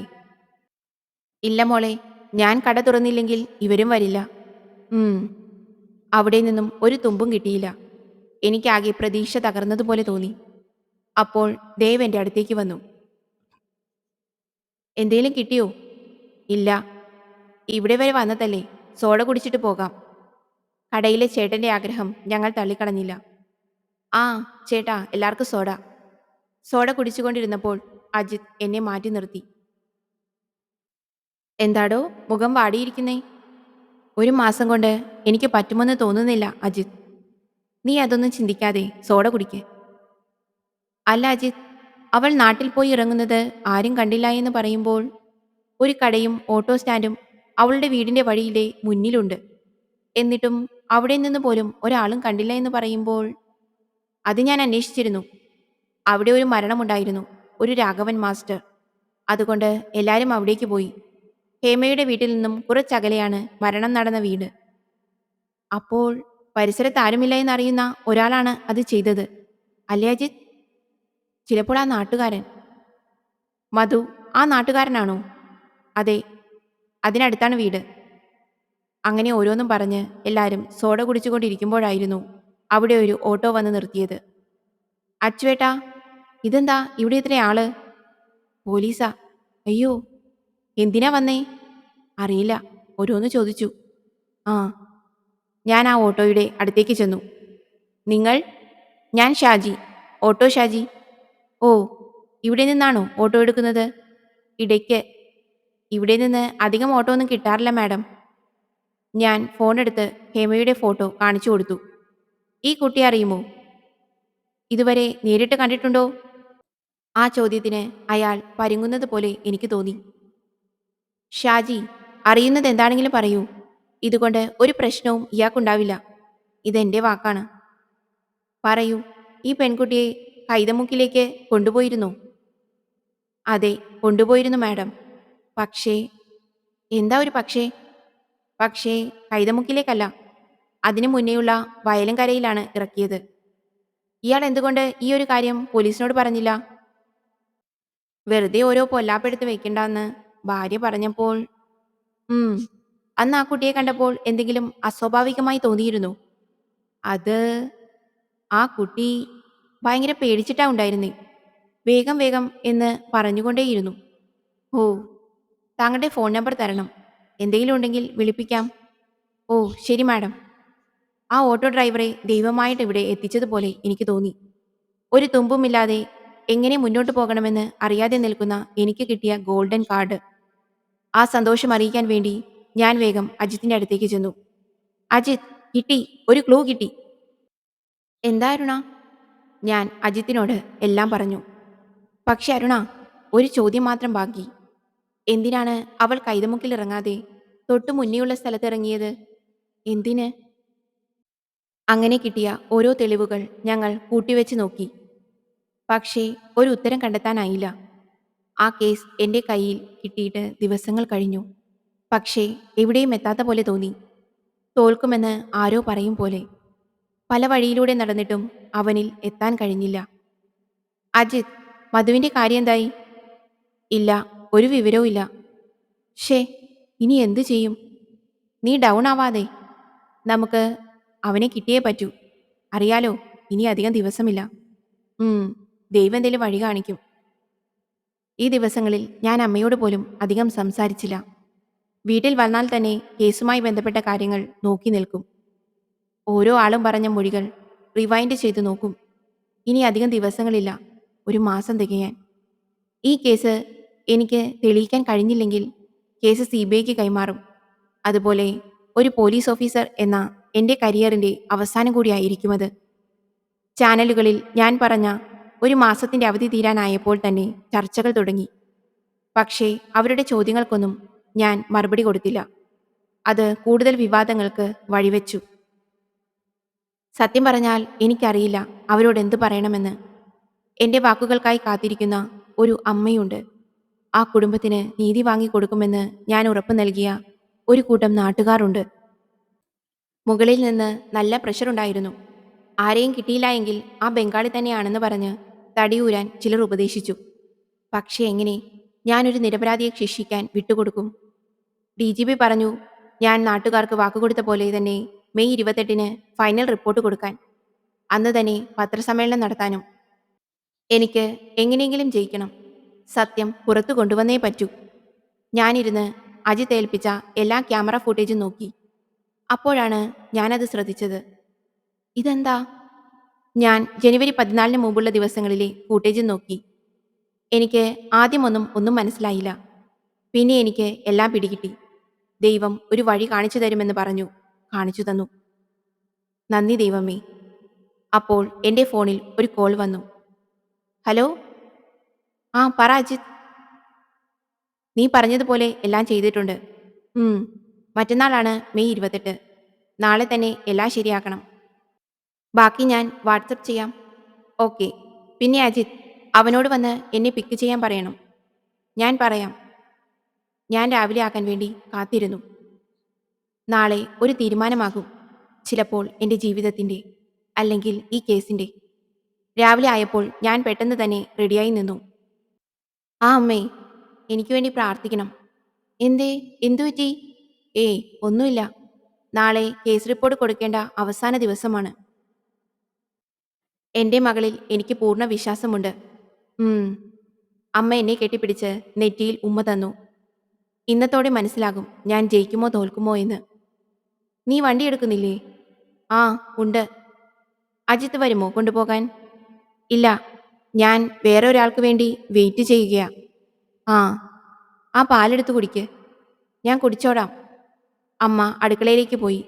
അപ്പോഴേക്കും അവൻ വന്നു. ആ, നീ വന്നോ? ഇതാ കീ. അല്ല, നിനക്ക് കാലുവേദനയാണെന്ന് പറഞ്ഞു? ആ, ചെറിയൊരു വേദന. ഓ, വാ കയറു മാഡം. ഇതെന്താ മാഡം എന്നൊക്കെ? കുറച്ച് ബഹുമാനമൊക്കെ ആകാന്ന് കരുതി. ഓ, കൊള്ളാം, കേൾക്കാൻ നല്ല രസമുണ്ട്. എന്നാൽ ഇന്ന് മുഴുവൻ ഇങ്ങനെ തന്നെ വിളിക്കാം. ഓക്കെ, സന്തോഷം. അപ്പോൾ പോകാം. അമ്മേ, ഞങ്ങൾ പോകുന്നു. എന്റെ ബാഗും എടുത്ത് കാറിൽ കയറി. ശരി മോളെ.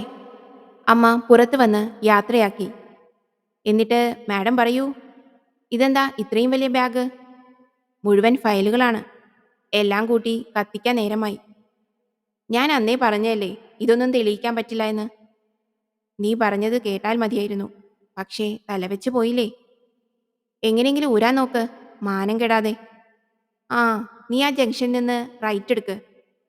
ഓഫീസിലേക്കുള്ള വഴി ഇതല്ലല്ലോ. എനിക്കൊരാളെ കാണാനുണ്ട്. Okay madam. കാറിൽ പാട്ട് വെച്ചുകൊണ്ട് ഞാൻ ഫോണിൽ ഓരോന്ന് നോക്കിക്കൊണ്ടിരുന്നു. കുറച്ചു ദൂരം പോയി കഴിഞ്ഞപ്പോൾ എനിക്കെന്തോ പന്തികേട് തോന്നി. ഞാൻ ഊഹിച്ചത് ശരിയായിരുന്നു. മാഡം, നമ്മളെ ഒരു കാർ കുറച്ചു നേരമായി ഫോളോ ചെയ്യുന്നു. എനിക്കറിയാം. നീ കുറച്ച് മുന്നോട്ട് പോയിട്ട് ലെഫ്റ്റ് എടുക്ക്. ആ കേസ് മാഡത്തിനെ വല്ലാതെ പ്രശ്നത്തിലാക്കുന്നുണ്ടല്ലേ? ഉണ്ട്. പക്ഷേ ഇതിലൂടെ എനിക്ക് മനസ്സിലായി ഞാൻ അവരുടെ അടുത്തെത്തി. അവർ എന്നെ പേടിച്ചു തുടങ്ങിയെന്ന്. അതെ, എങ്കിലും നാളെ കൂടി എനിക്ക് ജീവിച്ചിരുന്നേ പറ്റൂ. നിനക്കറിയാലോ. ഇതാ അവിടുന്ന് ലെഫ്റ്റ്. Okay madam. പക്ഷേ എന്താ ഒരു പക്ഷേ? നീ ജീവിച്ചു നിന്നിട്ട് വേണ്ടേ? അവന്റെ സംസാര ശൈലി ആകെ മാറി. ആ ഡയലോഗ് ഞാനല്ലേ പറയേണ്ടത് വിവേക് ദാസ്? നീ? അവൻ എൻ്റെ കഴുത്തിന് പിടിക്കാൻ നോക്കിയപ്പോൾ ഞാൻ തോക്കെടുത്ത് അവന്റെ നെറ്റിയിൽ വെച്ചു. സോറി വിവേക്, എന്റെ കൂട്ടത്തിൽ ഒരുത്തൻ തന്നെ എന്നെ ചതിക്കുന്നുണ്ടെന്ന് ഹേമയുടെ വീട്ടിൽ മീഡിയക്കാർ വന്നപ്പോൾ എനിക്ക് മനസ്സിലായതാണ്. നീ എന്താ വിചാരിച്ചത്? ഞാൻ വെറും പൊട്ടത്തിയാണെന്നോ? നിനക്ക് പെട്ടെന്ന് തന്നെ രക്ഷപ്പെടാമെന്ന് കരുതിയോ?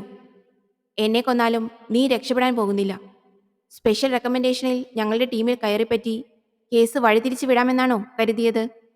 നീ പേടിപ്പിക്കല്ലേ മോനെ. ബാക്കിൽ നമ്മളെ ഫോളോ ചെയ്ത ഇന്നോവയിൽ വേറെ ആരുമല്ല, നമ്മുടെ ബാക്കി ടീംസാണ്. നിന്നെ ഞാൻ വെറുതെ വിടില്ല. അതും പറഞ്ഞ് അവൻ കാർ മരത്തിലേക്ക് ഇടിച്ചു കയറ്റി. കാർ മരത്തിൽ കൊണ്ടുപോയി ഇടിച്ചു നിന്നു. അപ്പോൾ തന്നെ അജിത്തും ബാക്കി എല്ലാവരും ഓടി കാറിന്റെ അടുത്തേക്ക് വന്നു. അജിത്ത് ഡോർ തുറന്നു നോക്കിയപ്പോൾ ഞാൻ തലയ്ക്ക് ചെറിയ മുറിവോടെ കിടക്കുകയായിരുന്നു. അരുണ, നീ ഒക്കെയാണോ? അജിത്ത് തട്ടി വിളിച്ചപ്പോൾ ഞാൻ കണ്ണു തുറന്നു. അതെ. നീ വിവേകിനെ നോക്ക്. ആ ആക്സിഡന്റിൽ കൂടുതൽ പരിക്ക് പറ്റിയത് അവനാണ്. ഞങ്ങൾ അവനെ വണ്ടിയിൽ കയറ്റി ഹോസ്പിറ്റലിലേക്കാക്കി. ഞാൻ നെറ്റിയിലെ മുറിവ് ഡ്രസ് ചെയ്തു. അജിത്ത്, നമുക്ക് പോകാം. യെസ്. ആദ്യം ഞാൻ പോയി അവനെ കാണട്ടെ. നിങ്ങൾ പുറകെ തന്നെ ഉണ്ടാവണം. Be careful. വിവേകിന്റെ അടുത്ത് പോലീസുകാരെയാക്കി ഞങ്ങൾ പുറപ്പെട്ടു. നമ്മൾ പോകുന്നത് ആ ആളെ കാണാനാണ്. ഇതിൻ്റെയൊക്കെ പ്രധാന പ്രതി. അവിടെ എത്തിയപ്പോൾ ഞാൻ തന്നെ ആദ്യം ഇറങ്ങി ആ ഗ്യാരേജിലേക്ക് നടന്നു. നിങ്ങൾ അടുത്ത് തന്നെ ഉണ്ടാകണം, ഞാൻ അജിത്തിനോട് പറഞ്ഞു. ഓക്കെ. ഞാൻ കുറച്ചുകൂടി മുന്നോട്ട് നടന്നപ്പോൾ ഞങ്ങൾ അന്വേഷിച്ച് നടന്ന അവനെ കണ്ടു. ഓ, വന്നോ? നിന്നെ ജീവനോടെ കൊണ്ടുവരാനല്ലല്ലോ ഞാൻ അവനോട് പറഞ്ഞത്. എന്തേ, ജീവനോടെ കണ്ടപ്പോൾ പേടിച്ചോ? ഞാനോ? എങ്ങനെ എൻ്റെ അടുത്തെത്തി? അവൻ പറഞ്ഞോ? നിനക്ക് സന്തോഷിക്കാം. സ്വന്തം മാമനെ വിവേക് എന്തായാലും ചതിച്ചിട്ടില്ല. പക്ഷേ നിന്റെ കാര്യമോർക്കുമ്പോൾ സങ്കടം തോന്നുന്നു. എന്തേ? അല്ല, കേസ് വഴിതിരിച്ചു വിടാൻ ആവുന്നതെല്ലാം ചെയ്തിട്ടും ഒന്നും നടന്നില്ലല്ലോ. നിനക്കിത്രയും സാമർഥ്യമുണ്ടെന്ന് ഞാൻ കരുതിയില്ല. പക്ഷേ എൻ്റെ അടുത്ത് ഒറ്റയ്ക്ക് വന്നത് അബദ്ധായി പോയല്ലോ മോളെ. ഡാ പിള്ളേരെ, അവളെ ഇങ്ങ് പിടിച്ചോണ്ട് വാ. മൂന്ന് ഗുണ്ടകൾ എൻ്റെ ചുറ്റിലും വന്നു നിന്നു. ആ സമയം തന്നെ എൻ്റെ ബാക്കി ടീം അവരുടെ പിറകിലായി അവർക്ക് നേരെ തോക്ക് ചൂണ്ടി നിന്നു. ഞാൻ എൻ്റെ തോക്കെടുത്ത് അവന് നേരെ ചൂണ്ടി. എന്നിൽ നിന്ന് 10 അടി അകലെയാണെന്ന് കരുതി ഓടാൻ ശ്രമിക്കണ്ട. I am a sharpshooter. എല്ലാരെയും കൂട്ടിയാണല്ലേ നിന്റെ വരവ്? അതെ. നിനക്ക് ഞാനൊരാളെ പരിചയപ്പെടുത്തി തരാം. ഞാൻ ഞങ്ങളുടെ കൂട്ടത്തിലെ പുതിയ മെമ്പറെ അടുത്തേക്ക് വിളിച്ചു. ഇത് അതുൽ. കൂട്ടത്തിൽ ഒരു ചതിയനുണ്ടെന്ന് മനസ്സിലായപ്പോൾ ആരും അറിയാതെ നിന്നെ കണ്ടുപിടിക്കാൻ സഹായിച്ചത് ഇവനാണ്. ഈ കാര്യം നിന്റെ വിവേക് പോലും അറിഞ്ഞിരുന്നില്ല. അങ്ങനെ അധികം ബലപ്രയോഗത്തിന് നിൽക്കാതെ തന്നെ അവൻ ഞങ്ങൾക്ക് മുമ്പിൽ കീഴടങ്ങി. നേരെ ക്രൈംബ്രാഞ്ച് ഓഫീസിലെത്തി അവനെ പ്രതികളെ ചോദ്യം ചെയ്യുന്ന മുറിയിലേക്ക് കൊണ്ടുപോയി. അധികം മെനക്കെടാതെ തന്നെ അവനെല്ലാം സമ്മതിച്ചു. ഞങ്ങൾ നാളെ സമർപ്പിക്കാൻ വേണ്ടി കുറ്റപത്രം തയ്യാറാക്കി. നാളെ രാവിലെ തന്നെ DGPയെ ഇത് ഏൽപ്പിച്ചിട്ട് വേണം സിറ്റി ഹാളിൽ വിളിച്ചു ചേർത്ത പത്രസമ്മേളനത്തിൽ പങ്കെടുക്കാൻ. അങ്ങനെ ഞാൻ വാക്കു പറഞ്ഞ പോലെ ആ ദിവസമെത്തി. മെയ് 28. 500 പേജുകളുള്ള കുറ്റപത്രമാണ് ഞാൻ DGPക്ക് സമർപ്പിച്ചത്.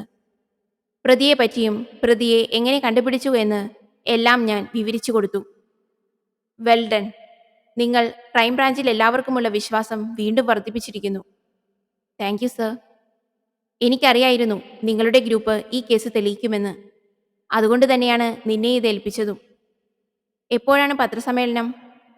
11 മണിക്കാണ് സർ. എന്നാൽ സമയം വൈകാതെ വേഗം പോയിക്കോളൂ. Okay sir. സല്യൂട്ട് ചെയ്ത് ഞങ്ങളെല്ലാവരും സിറ്റി ഹാളിലേക്ക് പോകാൻ അവിടെ നിന്നും ഇറങ്ങി. ഞങ്ങൾ അവിടെ എത്തും മുന്നേ തന്നെ പത്രക്കാർ എല്ലാവരും എത്തിയിരുന്നു. അങ്ങനെ ഹാളിൽ മൈക്കുകൾക്ക് മുമ്പിൽ ഞങ്ങൾ 5 പേരും ഇരുന്നു. മീഡിയക്കാരും എത്തി. ഇനി ചോദ്യങ്ങൾക്ക് ഉത്തരം പറയാനുള്ള സമയമാണ്. 1 മാസമായി ഒന്നും പറയാതെ നിൽക്കുന്ന എന്നെ അവരുടെ മുന്നിൽ കിട്ടിയതിന്റെ സന്തോഷം അവർക്ക് ഓരോരുത്തരുടെയും മുഖത്ത് ഉണ്ടായിരുന്നു. അപ്പോൾ നമുക്ക് തുടങ്ങാം. കഴിഞ്ഞ മാസം ഏപ്രിൽ 25-നാണ് എന്നെ DGP ഹേമ കൊലക്കേസ് ഏൽപ്പിച്ചത്. അന്ന് തൊട്ട് ഞാൻ ഒന്നും തന്നെ നിങ്ങളുമായി പങ്കുവച്ചിട്ടില്ല. ഇപ്പോൾ അതിനുള്ള അവസരമാണ്. ചോദിച്ചോളൂ. ആ ബംഗാളി തന്നെയാണോ പ്രതി? പുതുതായി ആരെയെങ്കിലും അറസ്റ്റ് ചെയ്തിട്ടുണ്ടോ? ഓക്കെ. ഹേമ കേസിലെ പ്രതി ആ ബംഗാളിയല്ല. പുതിയതായി 3 പേരെ അറസ്റ്റ് ചെയ്തിട്ടുണ്ട്. അവരാണ് ഈ കേസിലെ 1ഉം 2ഉം 3ഉം പ്രതികൾ. അവർ ആരാണ്? നിങ്ങളുടെ കൂടെ കേസ് അന്വേഷിക്കാനുണ്ടായിരുന്ന വിവേക് സാറിനെ കൂട്ടത്തിൽ കാണുന്നില്ലല്ലോ. സാർ എവിടെ പോയി? ചോദ്യശരങ്ങൾക്ക് മുന്നിൽ പക്വതയോടെ സൗമ്യമായി ഞാൻ സംസാരിച്ചു. ഞങ്ങൾക്ക് ഈ കേസ് കിട്ടുമ്പോൾ ആകെ കുഴഞ്ഞു മറിഞ്ഞ പരുവത്തിലായിരുന്നു. ഈ കേസ് മുന്നോട്ട് കൊണ്ടുപോകാൻ നല്ല പാടുപെട്ടിരുന്നു. ഞങ്ങൾ ശരിയായ ദിശയിലേക്ക് പോയാൽ പിടിക്കപ്പെടും എന്ന പേടി കാരണം ഞങ്ങളെ വഴിതെറ്റിക്കാൻ വേണ്ടി ഞങ്ങളുടെ കൂട്ടത്തിൽ തന്നെ ഒരാളെ അവൻ ഏർപ്പാടാക്കിയിരുന്നു. അതായിരുന്നു വിവേക്. വിവേക് ഇപ്പോൾ പോലീസ് കസ്റ്റഡിയിലാണ്. മധു എന്ന ഒരാളുടെ പുറകെയാണ് ക്രൈംബ്രാഞ്ച് എന്ന് പറഞ്ഞു കേട്ടിരുന്നു. അയാളാണോ 1-ാം പ്രതി? അവൻ പ്രതിയാണ്, പക്ഷേ 1-ാം പ്രതിയല്ല, 2-ാം പ്രതി. മാഡം, നടന്ന സംഭവമൊന്ന് ചുരുക്കി പറയാമോ? അതുപോലെ പ്രതി ആരാണെന്നും? ഞാനൊരു ദീർഘനിശ്വാസം വിട്ടുകൊണ്ട് പറഞ്ഞു തുടങ്ങി. ജനുവരി 14-നായിരുന്നു സംഭവം നടന്നത്. എന്നത്തെയും പോലെ ജോലിക്ക് പോകാൻ വേണ്ടി ഹേമ തയ്യാറായി.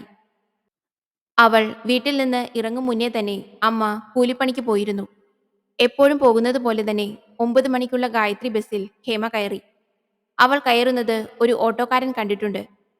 അതിനുശേഷമായിരുന്നു അവിടെ ഒരു മരണം നടന്നതും എല്ലാവരും അങ്ങോട്ട് പോയതും. ഹേമ ബസ്സിൽ കയറി ഡ്രൈവറുടെ പുറകെയുള്ള സീറ്റിലിരുന്നു. അന്ന് ബസ് ഡ്രൈവർ മധു ആയിരുന്നു. ബസ് പോയിക്കൊണ്ടിരിക്കവേ പെട്ടെന്ന് ഡ്രൈവർ സഡൻ ബ്രേക്ക് ഇട്ടു. അപ്പോൾ ഹേമ ഇരുന്നതിന് മുകളിലെ ഫസ്റ്റ് എയ്ഡ് ബോക്സിന്റെ അടുത്ത് നിന്ന് ഒരു കുഞ്ഞി കവർ അവളുടെ മടിയിലേക്ക് വീണു. ആ കവറിൽ നിന്ന് ഒരു വെള്ളപ്പൊടി അവളുടെ കയ്യിലൊക്കെയായി. അവളത് മണത്തു നോക്കി. കുറച്ചെടുത്ത് വായിലാക്കി നോക്കിയപ്പോൾ നാവ് തരിക്കുന്നത് പോലെ തോന്നി. അവൾ പൊടി വായിലാക്കുന്നത് മധു കണ്ടിരുന്നു. അടുത്ത സ്റ്റോപ്പ് എത്തിയപ്പോൾ മധു ഹേമയോട് ആ കവർ തരാൻ പറഞ്ഞു. ഹേമ ആ കവർ കൊടുക്കുമ്പോൾ ഇത് ആരോടെങ്കിലും പറഞ്ഞാൽ കൊന്നുകളയുമെന്ന് മധു പറഞ്ഞിരുന്നു. പിന്നീടുള്ള ഓരോ സ്റ്റോപ്പിൽ ബസ് നിർത്തുമ്പോൾ അവൻ അവളെ നോക്കി പേടിപ്പിക്കുന്നുണ്ടായിരുന്നു. അവന്റെ നോട്ടത്തിൽ പേടി തോന്നി ഹേമ അടുത്ത സ്റ്റോപ്പിലിറങ്ങി. അവിടെ CCTV ഇല്ലാത്തതുകൊണ്ട് ഇറങ്ങിയതും എങ്ങനെ പോയി എന്നും കാണാൻ കഴിഞ്ഞില്ല. ഞങ്ങൾ അവിടെ അന്വേഷിച്ചപ്പോഴാണ് ഒരു ഓട്ടോക്കാരൻ ഹേമയെ വയലിൻകര എന്ന സ്ഥലത്ത് ഇറക്കിയതായി പറഞ്ഞത്. അതുവഴി കുറച്ച് ചുറ്റിക്കഴിഞ്ഞാൽ ഹേമയ്ക്ക് വീട്ടിലെത്താം. പക്ഷേ വീടിന് മുന്നിൽ ഇറങ്ങാതെ എന്തിന് അവിടെ ഇറങ്ങിയെന്നാണ് ഞങ്ങൾ അടുത്തതായി അന്വേഷിച്ചത്. അപ്പോഴായിരുന്നു അവന്റെ വീട് വയലിൻകരയിലാണെന്ന് അറിഞ്ഞത്. അവനാണ് ഈ കേസിലെ ഒന്നാം പ്രതി. അതാരാണ് മാഡം? പറയാം. അവൾ അവനെ കാണാനായിരുന്നു അവിടെ ഇറങ്ങിയത്. അവനായിരുന്നു ഗായത്രി ബസിന്റെ ഓണർ ഹരി. അവന്റെ ബസ്സിൽ എന്തോ അരുതാത്തത് നടക്കുന്നുണ്ടെന്ന് അവനെ അറിയിക്കാൻ വേണ്ടിയാണ് ഹേമ അവന്റെ വീട്ടിലേക്ക് പോയത്. ഹേമയ്ക്ക് ഹരിയെ പണ്ട് തൊട്ടേ അറിയാമായിരുന്നു. ഹേമയുടെ വീട്ടിലേക്കുള്ള ചെറിയ ചെറിയ കാര്യങ്ങളിൽ ഹരി സഹായിച്ചിരുന്നു. ഹേമയ്ക്ക് ജോലി വാങ്ങിക്കൊടുത്തതും ഹരി തന്നെ. ഹേമ വയലങ്കരയിൽ ഓട്ടോ ഇറങ്ങി വേഗം തന്നെ ഹരിയുടെ വീട്ടിലേക്ക് ചെന്നു. പുറത്തുനിന്നുകൊണ്ട് ഹേമ ഹരിയെ വിളിച്ചു. ഹരിയേട്ടാ. അവളുടെ വിളി കേട്ട് ഹരി പുറത്തേക്ക് വന്നു. എന്തേ എന്തേ ഹേമ? എനിക്ക് ഒരു കാര്യം പറയാനുണ്ടായിരുന്നു. നീ വല്ലാതെ പേടിച്ചിരിക്കുകയാണല്ലോ. താൻ വീട്ടിലേക്ക് നടക്ക്, ഞാൻ അങ്ങോട്ടേക്ക് വരാം. നമുക്ക് അവിടെ നിന്ന് സംസാരിക്കാം. ശരി, വേഗം വരണേ. പക്ഷേ അവൾക്കറിയില്ലല്ലോ മരണത്തെയാണ് വീട്ടിലേക്ക് വിളിച്ചുകൊണ്ടു പോകുന്നതെന്ന്. ഹരിയെ മധു വിവരങ്ങളെല്ലാം മുന്നേ തന്നെ വിളിച്ചറിയിച്ചിരുന്നു. ഹേമ വീട്ടിലേക്ക് നടന്നപ്പോൾ പുറകിൽ തന്നെ ഹരിയും ഉണ്ടായിരുന്നു. വീട്ടിലെത്തിയ ഹേമ വാതിൽ തുറന്നു. അവളുടെ കൂടെ ഹരിയും വീട്ടിലേക്ക് കയറി. ഹരിയേട്ടാ, കുടിക്കാൻ എന്തെങ്കിലും എടുക്കട്ടെ? ആ, എടുത്തോ. ഹേമ ഒരു ഗ്ലാസ്സിൽ നാരങ്ങാവെള്ളം കൊണ്ടു കൊടുത്തു. അല്ല, നീ കുടിക്കുന്നില്ലേ? എനിക്ക് വേണ്ട. എന്നാൽ നീ ഇത് കുടിച്ചോളൂ, ആ കിതപ്പും മാറട്ടെ. ഇല്ല, നാരങ്ങാവെള്ളം അകത്തുണ്ട്, ഞാൻ എടുത്തിട്ട് വരാം. ഹേമ അവൾക്കുള്ളത് ഗ്ലാസ്സിലാക്കി കൊണ്ടുവന്ന് മേശപ്പുറത്ത് വെച്ചു. ഹേമ, ഒരു സ്പൂൺ എടുക്കാമോ? നാരങ്ങയുടെ കുരു എടുത്തു കളയാൻ വേണ്ടിയാണ്. ഇതാ ഇപ്പൊ എടുക്കാം. ഹരിയേട്ടാ, നമ്മുടെ ബസ്സിൽ എന്തോ നടക്കുന്നുണ്ട്. നമുക്ക് പോലീസിൽ പറയാം. അവൾ സംസാരിച്ചുകൊണ്ട് വീണ്ടും അടുക്കളയിലേക്ക് പോയി. അപ്പോൾ അവൾ കുടിക്കാൻ വെച്ച വെള്ളത്തിൽ മയക്കുമരുന്ന് ചേർത്തിരുന്നു. സ്പൂൺ എടുത്തുകൊണ്ട് അവൾ വന്നപ്പോൾ ഒന്നും നടക്കാത്ത മട്ടിൽ അവനും ഇരുന്നു. താങ്ക്സ്. നീ ആ വെള്ളമെടുത്ത് കുടിക്കാൻ നോക്ക്. ഭയങ്കര ദാഹമുള്ളത് കൊണ്ടാവാം അതിലെ ടേസ്റ്റ് വ്യത്യാസമൊന്നും അവൾ തിരിച്ചറിഞ്ഞിരുന്നില്ല. ഡ്രഗ്സിന്റെ ഡോസ് കൂടിയതുകൊണ്ട് അവൾക്ക് സ്ഥിരകാലബോധം നഷ്ടപ്പെട്ടു തുടങ്ങി. അപ്പോഴേക്കും അവനും മയക്കുമരുന്ന് അടിച്ചിരുന്നു. ഹരിയേട്ടാ, എനിക്ക് തല കറങ്ങുന്നത് പോലെ. കറങ്ങും, ഡ്രഗ്സല്ലേ അകത്ത് ചെന്നിരിക്കുന്നേ. ആ വാക്കുകൾ അവളുടെ തലയുടെ പെരുപ്പ് കൂട്ടി. ഏ, അപ്പോൾ നിങ്ങളെന്നെ? ഞാൻ ആരും അറിയാതെ നടത്തിയ ബിസിനസ് നിനക്ക് പോലീസിൽ അറിയിക്കണം അല്ലേടി? ഇതും പറഞ്ഞുകൊണ്ട് അവൻ അവളുടെ മുഖത്തടിച്ചു. ആ അടിയിൽ അവൾക്ക് ബോധം നഷ്ടപ്പെട്ടു. അവൻ അവളെ താങ്ങിയെടുത്ത് ബെഡ്റൂമിൽ കൊണ്ടുകിടത്തി. കൊല്ലാമെന്ന് കരുതിയാണ് നിന്നത്. എങ്കിലും അവന്റെ ഉള്ളിലെ ലഹരി അവളെ ഭോഗവസ്തുവായി കണ്ടു. അങ്ങനെ അവിടെ നിന്ന് അവളെ പീഡിപ്പിച്ചു. അവന്റെ കാമവേറിയിൽ വേദന കൊണ്ട് പുളഞ്ഞെങ്കിലും കണ്ണു തുറക്കാൻ പോലും അവൾക്ക് കഴിഞ്ഞില്ല. കുറച്ചു കഴിഞ്ഞപ്പോൾ അവൾക്ക് ബോധം വന്നു. വേദന കാരണം അവൾ അലറാൻ തുടങ്ങി. ശബ്ദമടക്കാൻ വേണ്ടി അവൻ അവളെ വീണ്ടും മുഖത്തടിച്ചു. എഴുന്നേറ്റ് നിൽക്കാൻ ശ്രമിച്ച ഹേമയെ ചവിട്ടി ബെഡിലേക്കിട്ടു. അവൾ ഉള്ളിലുള്ള അവസാന ശക്തിയുമെടുത്ത് രക്ഷപ്പെടാൻ അവിടെ നിന്നും എങ്ങനെയോ ഓടി ഹാളിലെത്തി. ഓടിപ്പോകുന്ന ഹേമയുടെ പുറകെ ചെന്ന് അവൻ അവളെ പിടിച്ചു വലിച്ച് ബെഡ്റൂമിൽ വീണ്ടും കൊണ്ടുവന്നു. ആ പിടിവലിയിൽ അവന്റെ മോതിരം ബെഡിന്റെ താഴേക്ക് പോയിരുന്നു. വീണ്ടും അവൾ എങ്ങനെയോ എഴുന്നേറ്റ് ഓടി. പക്ഷേ അവൻ വിട്ടില്ല. അവളുമായി വീണ്ടും പിടിയും വലിയും നടന്നു. അങ്ങനെ ആ വീടിന്റെ ഹാൾ ആകെ അലങ്കോലമായി. ദേഷ്യം വന്നപ്പോൾ അവൻ അവളെ പിടിച്ചുന്തി. അങ്ങനെ അവളുടെ തല തേക്കാത്ത ചുമരിന്റെ കല്ലിന്റെ കോണിനോട് അടിച്ചു വീണു. തലയിൽ നിന്ന് രക്തമൊഴുകാൻ തുടങ്ങി. അവൻ അവളെ എഴുന്നേൽപ്പിച്ച് ചുമരിനോട് ചേർത്ത് കഴുത്തിന് കുത്തിപ്പിടിച്ച് പൊക്കി. ചുമരിൽ അവളുടെ രക്തമൊഴുകി. ശ്വാസം മുട്ടി മരിക്കാൻ പോയപ്പോൾ അവൾ അവനെ ചവിട്ടുകയും ഒക്കെ ചെയ്തു. പക്ഷേ ഒന്നും ഫലം കണ്ടില്ല. ആ ഹാളിൽ നിന്ന് വീണ്ടും അവൻ അവളെ പീഡിപ്പിക്കാൻ നോക്കിയപ്പോൾ അവൾ അവന്റെ കയ്യിൽ കടിച്ചു. കടിയുടെ വേദനയിൽ അവൻ അവളുടെ തല നിലത്തിട്ട് ആഞ്ഞടിച്ചു. ആ അടിയിൽ അവൾ മരിച്ചിരുന്നു. പക്ഷേ അവനത് ശ്രദ്ധിച്ചതുപോലുമില്ല. വീണ്ടും അവൻ മൃഗത്തെ പോലെ അവളെ പീഡിപ്പിച്ചു. പോകും മുന്നേ അവൾ മരിച്ചു എന്ന് ഉറപ്പുവരുത്താൻ അവിടെയുണ്ടായിരുന്ന കമ്പിയെടുത്ത് തലയിൽ 5-6 പ്രാവശ്യം അടിച്ചു. ആ കമ്പി സ്വന്തം വീട്ടിലേക്കെടുത്തു. എന്നിട്ട് എവിടെയോ കുഴിച്ചു മൂടി. അവന്റെ കൈരേഖ ഉണ്ടാകുന്നതുകൊണ്ട് അവൻ വെള്ളം കുടിച്ച ഗ്ലാസും എടുത്തു മാറ്റി. ഒരു തുണി വെച്ച് ഡോർ തുറന്ന് അവൻ അവന്റെ വീട്ടിലേക്ക് പോയി. അവിടെ നിന്ന് ഡ്രസ്സ് മാറ്റി. അവൾ കടിച്ചത് അധികം ആഴത്തിൽ അല്ലാത്തതുകൊണ്ട് ഡോക്ടറെ കാണിക്കാതെ അവൻ തന്നെ മരുന്ന് വെച്ച് കെട്ടി. അവൻ വീട്ടിലുണ്ടായിരുന്നില്ല എന്ന് അറിയിക്കാതിരിക്കാൻ മരണം നടന്ന വീട്ടിലേക്ക് കുളിച്ച് ഫ്രഷ് ആയിട്ട് പോയി. ഹരി ഫുൾ കൈ ഷർട്ടിടുന്നത് കൊണ്ട് കയ്യിൽ മുറിവ് ആരും കണ്ടില്ല. നാട്ടുകാർ വിചാരിച്ചു അവൻ അവിടെ തന്നെ ഉണ്ടായിരുന്നു എന്ന്. സോ ഇതാണ് സംഭവിച്ചത്. ഹരിയെ എപ്പോഴാണ് തെളിവെടുപ്പിന് കൊണ്ടുപോകുന്നത്? എത്രയും പെട്ടെന്ന് തന്നെ. ആദ്യം കോർട്ടിൽ പ്രസന്റ് ചെയ്യണം. എന്നിട്ട് തെളിവെടുപ്പിന് കൊണ്ടുപോകും. ഇതിൽ പോലീസിന്റെ റോൾ എന്തായിരുന്നു? കേസ് വഴിതെറ്റിക്കുക, ഏതെങ്കിലും ഒരാളെ പ്രതിയായി അറസ്റ്റ് ചെയ്യുക, പിന്നെ തെളിവുകൾ നശിപ്പിക്കുക. പിന്നെ ഡ്രഗ്സ് കടത്താൻ എല്ലാ ഒത്താശയും ചെയ്തു കൊടുത്തവരും അവരാണ്. അതിന് കൃത്യമായി അവർക്ക് വലിയ തുക പ്രതിഫലം കിട്ടുന്നുണ്ടായിരുന്നു. കുറ്റപത്രത്തിൽ അവർക്ക് എതിരെയും പറയുന്നുണ്ടോ? ഉണ്ട്. ഞാൻ അജിത്തിനെ നോക്കി അവസാനിപ്പിക്കാമെന്ന് ചോദിച്ചു. അജിത്ത് തലയാട്ടി സമ്മതം അറിയിച്ചു. അത് ഞാൻ മീഡിയക്കാരോട് പറഞ്ഞു. അപ്പോൾ ഇത് അവസാനിപ്പിക്കാം അല്ലേ? അങ്ങനെ ഞങ്ങൾ അവിടെ നിന്നും ഇറങ്ങി. അടുത്ത ദിവസം തന്നെ കോടതിയിൽ ഹരിയെ ഹാജരാക്കി. തെളിവെടുപ്പിന് വേണ്ടി ഹരിയെ ഒരു ആഴ്ചത്തേക്ക് ഞങ്ങൾക്ക് വിട്ടുതന്നു. അവനെയും കൊണ്ട് ഹേമയുടെ വീട്ടിൽ പോകുമ്പോൾ അവിടെ മുഴുവൻ നാട്ടുകാരെ കൊണ്ട് നിറഞ്ഞിരുന്നു. പോലീസുകാർ ഞങ്ങൾക്ക് വഴിയൊരുക്കി തന്നു. ഹരി അവന്റെ വീട്ടിൽ ഒളിപ്പിച്ചു വെച്ച കമ്പിയെടുത്തു തന്നു.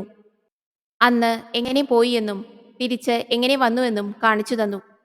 അങ്ങനെ രണ്ടാമത്തെ പ്രാവശ്യം കോടതിയിൽ ഹാജരാക്കിയപ്പോൾ മുഴുവൻ തെളിവുകളും സാക്ഷികളുമെല്ലാം കോടതിയിൽ സമർപ്പിച്ചു.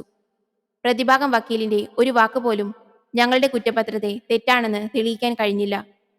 ഹരിക്ക് ഇരട്ട ജീവപര്യന്തവും 5 ലക്ഷം രൂപ പിഴയും ചുമത്തി. വിവേകിനെ ജീവപര്യന്തം ശിക്ഷിച്ചു.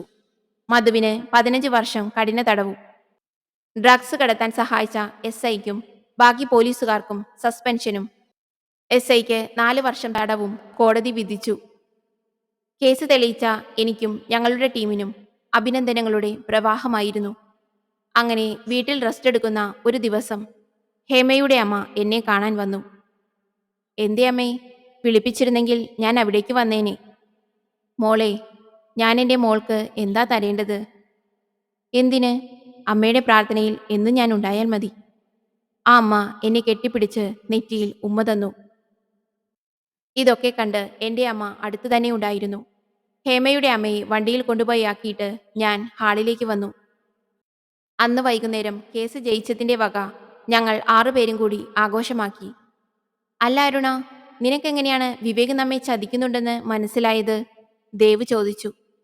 അന്ന് ഹേമയുടെ വീട്ടിലേക്ക് നമ്മൾ ആദ്യമായി പോകുമ്പോൾ അവിടെ മീഡിയക്കാർ വേണ്ട എന്ന് പറഞ്ഞപ്പോൾ അന്ന് അവിടെ മീഡിയക്കാർ വന്നു. അപ്പോൾ തൊട്ട് എനിക്ക് ഡൗട്ടുണ്ടായിരുന്നു. ഓ, എന്നിട്ടോ? ഒരിക്കൽ DGP കേസ് എന്തായി എന്ന് ചോദിക്കാൻ ഓഫീസിലേക്ക് വിളിപ്പിച്ചിരുന്നു. അപ്പോൾ DGP വിവേകിനെ പറ്റി ചോദിച്ചു. അവൻ സ്പെഷ്യൽ റെക്കമെൻഡേഷനിലാണ് നമ്മുടെ ടീമിൽ കയറി പറ്റിയതെന്നും പറഞ്ഞു. അന്ന് ഹേമയുടെ വീട്ടിൽ പോകുമ്പോൾ വഴിയറിയാതെ ഞാൻ നിന്നപ്പോൾ വിവേകായിരുന്നു കറക്റ്റ് സ്ഥലം പറഞ്ഞത്. അപ്പോൾ അവൻ പറഞ്ഞിരുന്നു അവന്റെ കുടുംബ വീട് ഇവിടെയാണെന്ന്. അങ്ങനെ ഞങ്ങൾ അതുലിനെ രഹസ്യ പോലീസാക്കി വെച്ചുകൊണ്ട് വിവേകിനെ പറ്റി അന്വേഷണം തുടങ്ങി. അങ്ങനെ ഞാൻ സൈബർ സെല്ലിൽ നിന്ന് അവന്റെ കോൾ ഡീറ്റെയിൽസ് എടുത്തപ്പോൾ ഹരിയെ അവൻ എപ്പോഴും വിളിക്കുന്നതായി കണ്ടു. ജനുവരി 14-നും അവൻ ഹരിയെ വിളിച്ചിട്ടുണ്ട്. ഈ ഹരിയെപ്പറ്റി ഞാനും അജിത്തും കൂടി അന്വേഷിച്ചപ്പോൾ അവൻ ഗായത്രി ബസിന്റെ ഓണറാണെന്ന് മനസ്സിലായി. അവന്റെ ബ്ലഡ് ഗ്രൂപ്പ് B നെഗറ്റീവും. അപ്പോഴാണ് മധു ശ്രദ്ധയിൽപ്പെടുന്നത്. അപ്പോൾ ഹേമയുടെ ഫേസ്ബുക്കിൽ ഹരി ഫ്രണ്ടാണോ എന്ന് നോക്കി. അപ്പോൾ അവൻ ഫ്രണ്ടാണ്. അവന്റെ അക്കൗണ്ട് എടുത്ത് ഫോട്ടോസൊക്കെ നോക്കിയപ്പോൾ ഒരു കാര്യം ഞാൻ ശ്രദ്ധിച്ചു.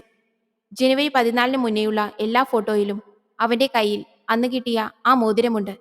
അതിനുശേഷമുള്ള ഫോട്ടോയിൽ ആ മോതിരം കാണാനില്ല. അങ്ങനെ ഞങ്ങൾ ഉറപ്പിച്ചു ഹരിയാണ് പ്രതിയെന്ന്. അത് തെളിയിക്കാൻ മധുവിനെ കിട്ടിയേ പറ്റൂ. ഡ്രൈവർ മധു വിവേകിനെ വിളിച്ചിരുന്നു. ആ നമ്പർ ട്രേസ് ചെയ്ത് അവനെ പൊക്കി. മധുവാണ് ബസ്സിലൂടെ ഡ്രഗ് കടത്തുന്നുണ്ട് എന്ന് പറഞ്ഞതും ഹേമയെ കൊല്ലാനുള്ള കാരണം പറഞ്ഞതും. കൂടാതെ പോലീസുകാരും ഹരിയും തമ്മിലുള്ള ഇടപാട് പറഞ്ഞു തന്നതും അവൻ തന്നെ. അവസാനം ഒരു കാര്യം കൂടി പറഞ്ഞു. വിവേക് എന്നെ കൊല്ലാൻ നോക്കുന്നു എന്ന്. അവനെ കൈയോടെ പിടിക്കാൻ, എന്നെ കൊല്ലാൻ ഞാൻ തന്നെ അവസരമുണ്ടാക്കി കൊടുത്തു. പിന്നെ ബാക്കിയെല്ലാം ചെയ്യുമ്പോൾ നിങ്ങളുണ്ട് കൂടെ. അങ്ങനെ ഓരോന്നും പറഞ്ഞുകൊണ്ട് ആ സായാഹ്നവും അവസാനിച്ചു. പിന്നീട് ഞങ്ങൾ ഒത്തുകൂടിയത് എന്റെയും അജിത്തിന്റെയും കല്യാണത്തിനായിരുന്നു. ഫ്രണ്ട്സ്, ഫാമിലി, പോലീസ് ഓഫീസേഴ്സ്, അങ്ങനെ എല്ലാവരും ഉണ്ടായിരുന്നു. ഞങ്ങൾക്ക് ആശംസയേകാൻ DGPയും വന്നു. വിവാഹ മംഗളാശംസകൾ. Thank you sir. ഒരു വിവാഹ സമ്മാനമുണ്ട് എൻ്റെ വക. എന്താണ് സർ? മുഖ്യമന്ത്രിയുടെ സ്പെഷ്യൽ ഓർഡർ പ്രകാരം നമുക്ക് ഹാൻഡ് ഓവർ ചെയ്ത പുതിയ കേസ് അന്വേഷിക്കാൻ നിങ്ങളെ ഏൽപ്പിക്കുന്നു. അതേ ടീം വീണ്ടും വിജയം തീർക്കണം. വിവാഹത്തിന് ശേഷം കുറച്ചു ദിവസം കഴിഞ്ഞ് ഞങ്ങൾ വീണ്ടും ഒത്തുകൂടി. പുതിയ കേസ് അന്വേഷണത്തിലേക്ക്. കൂട്ടുകാരെ, കഥ ഇഷ്ടമായെങ്കിൽ ചാനൽ ഒന്ന് സബ്സ്ക്രൈബ് ചെയ്യണേ. കൂടെ ഒരു ലൈക്കും കമൻറ്റും കൂടി. Thank you.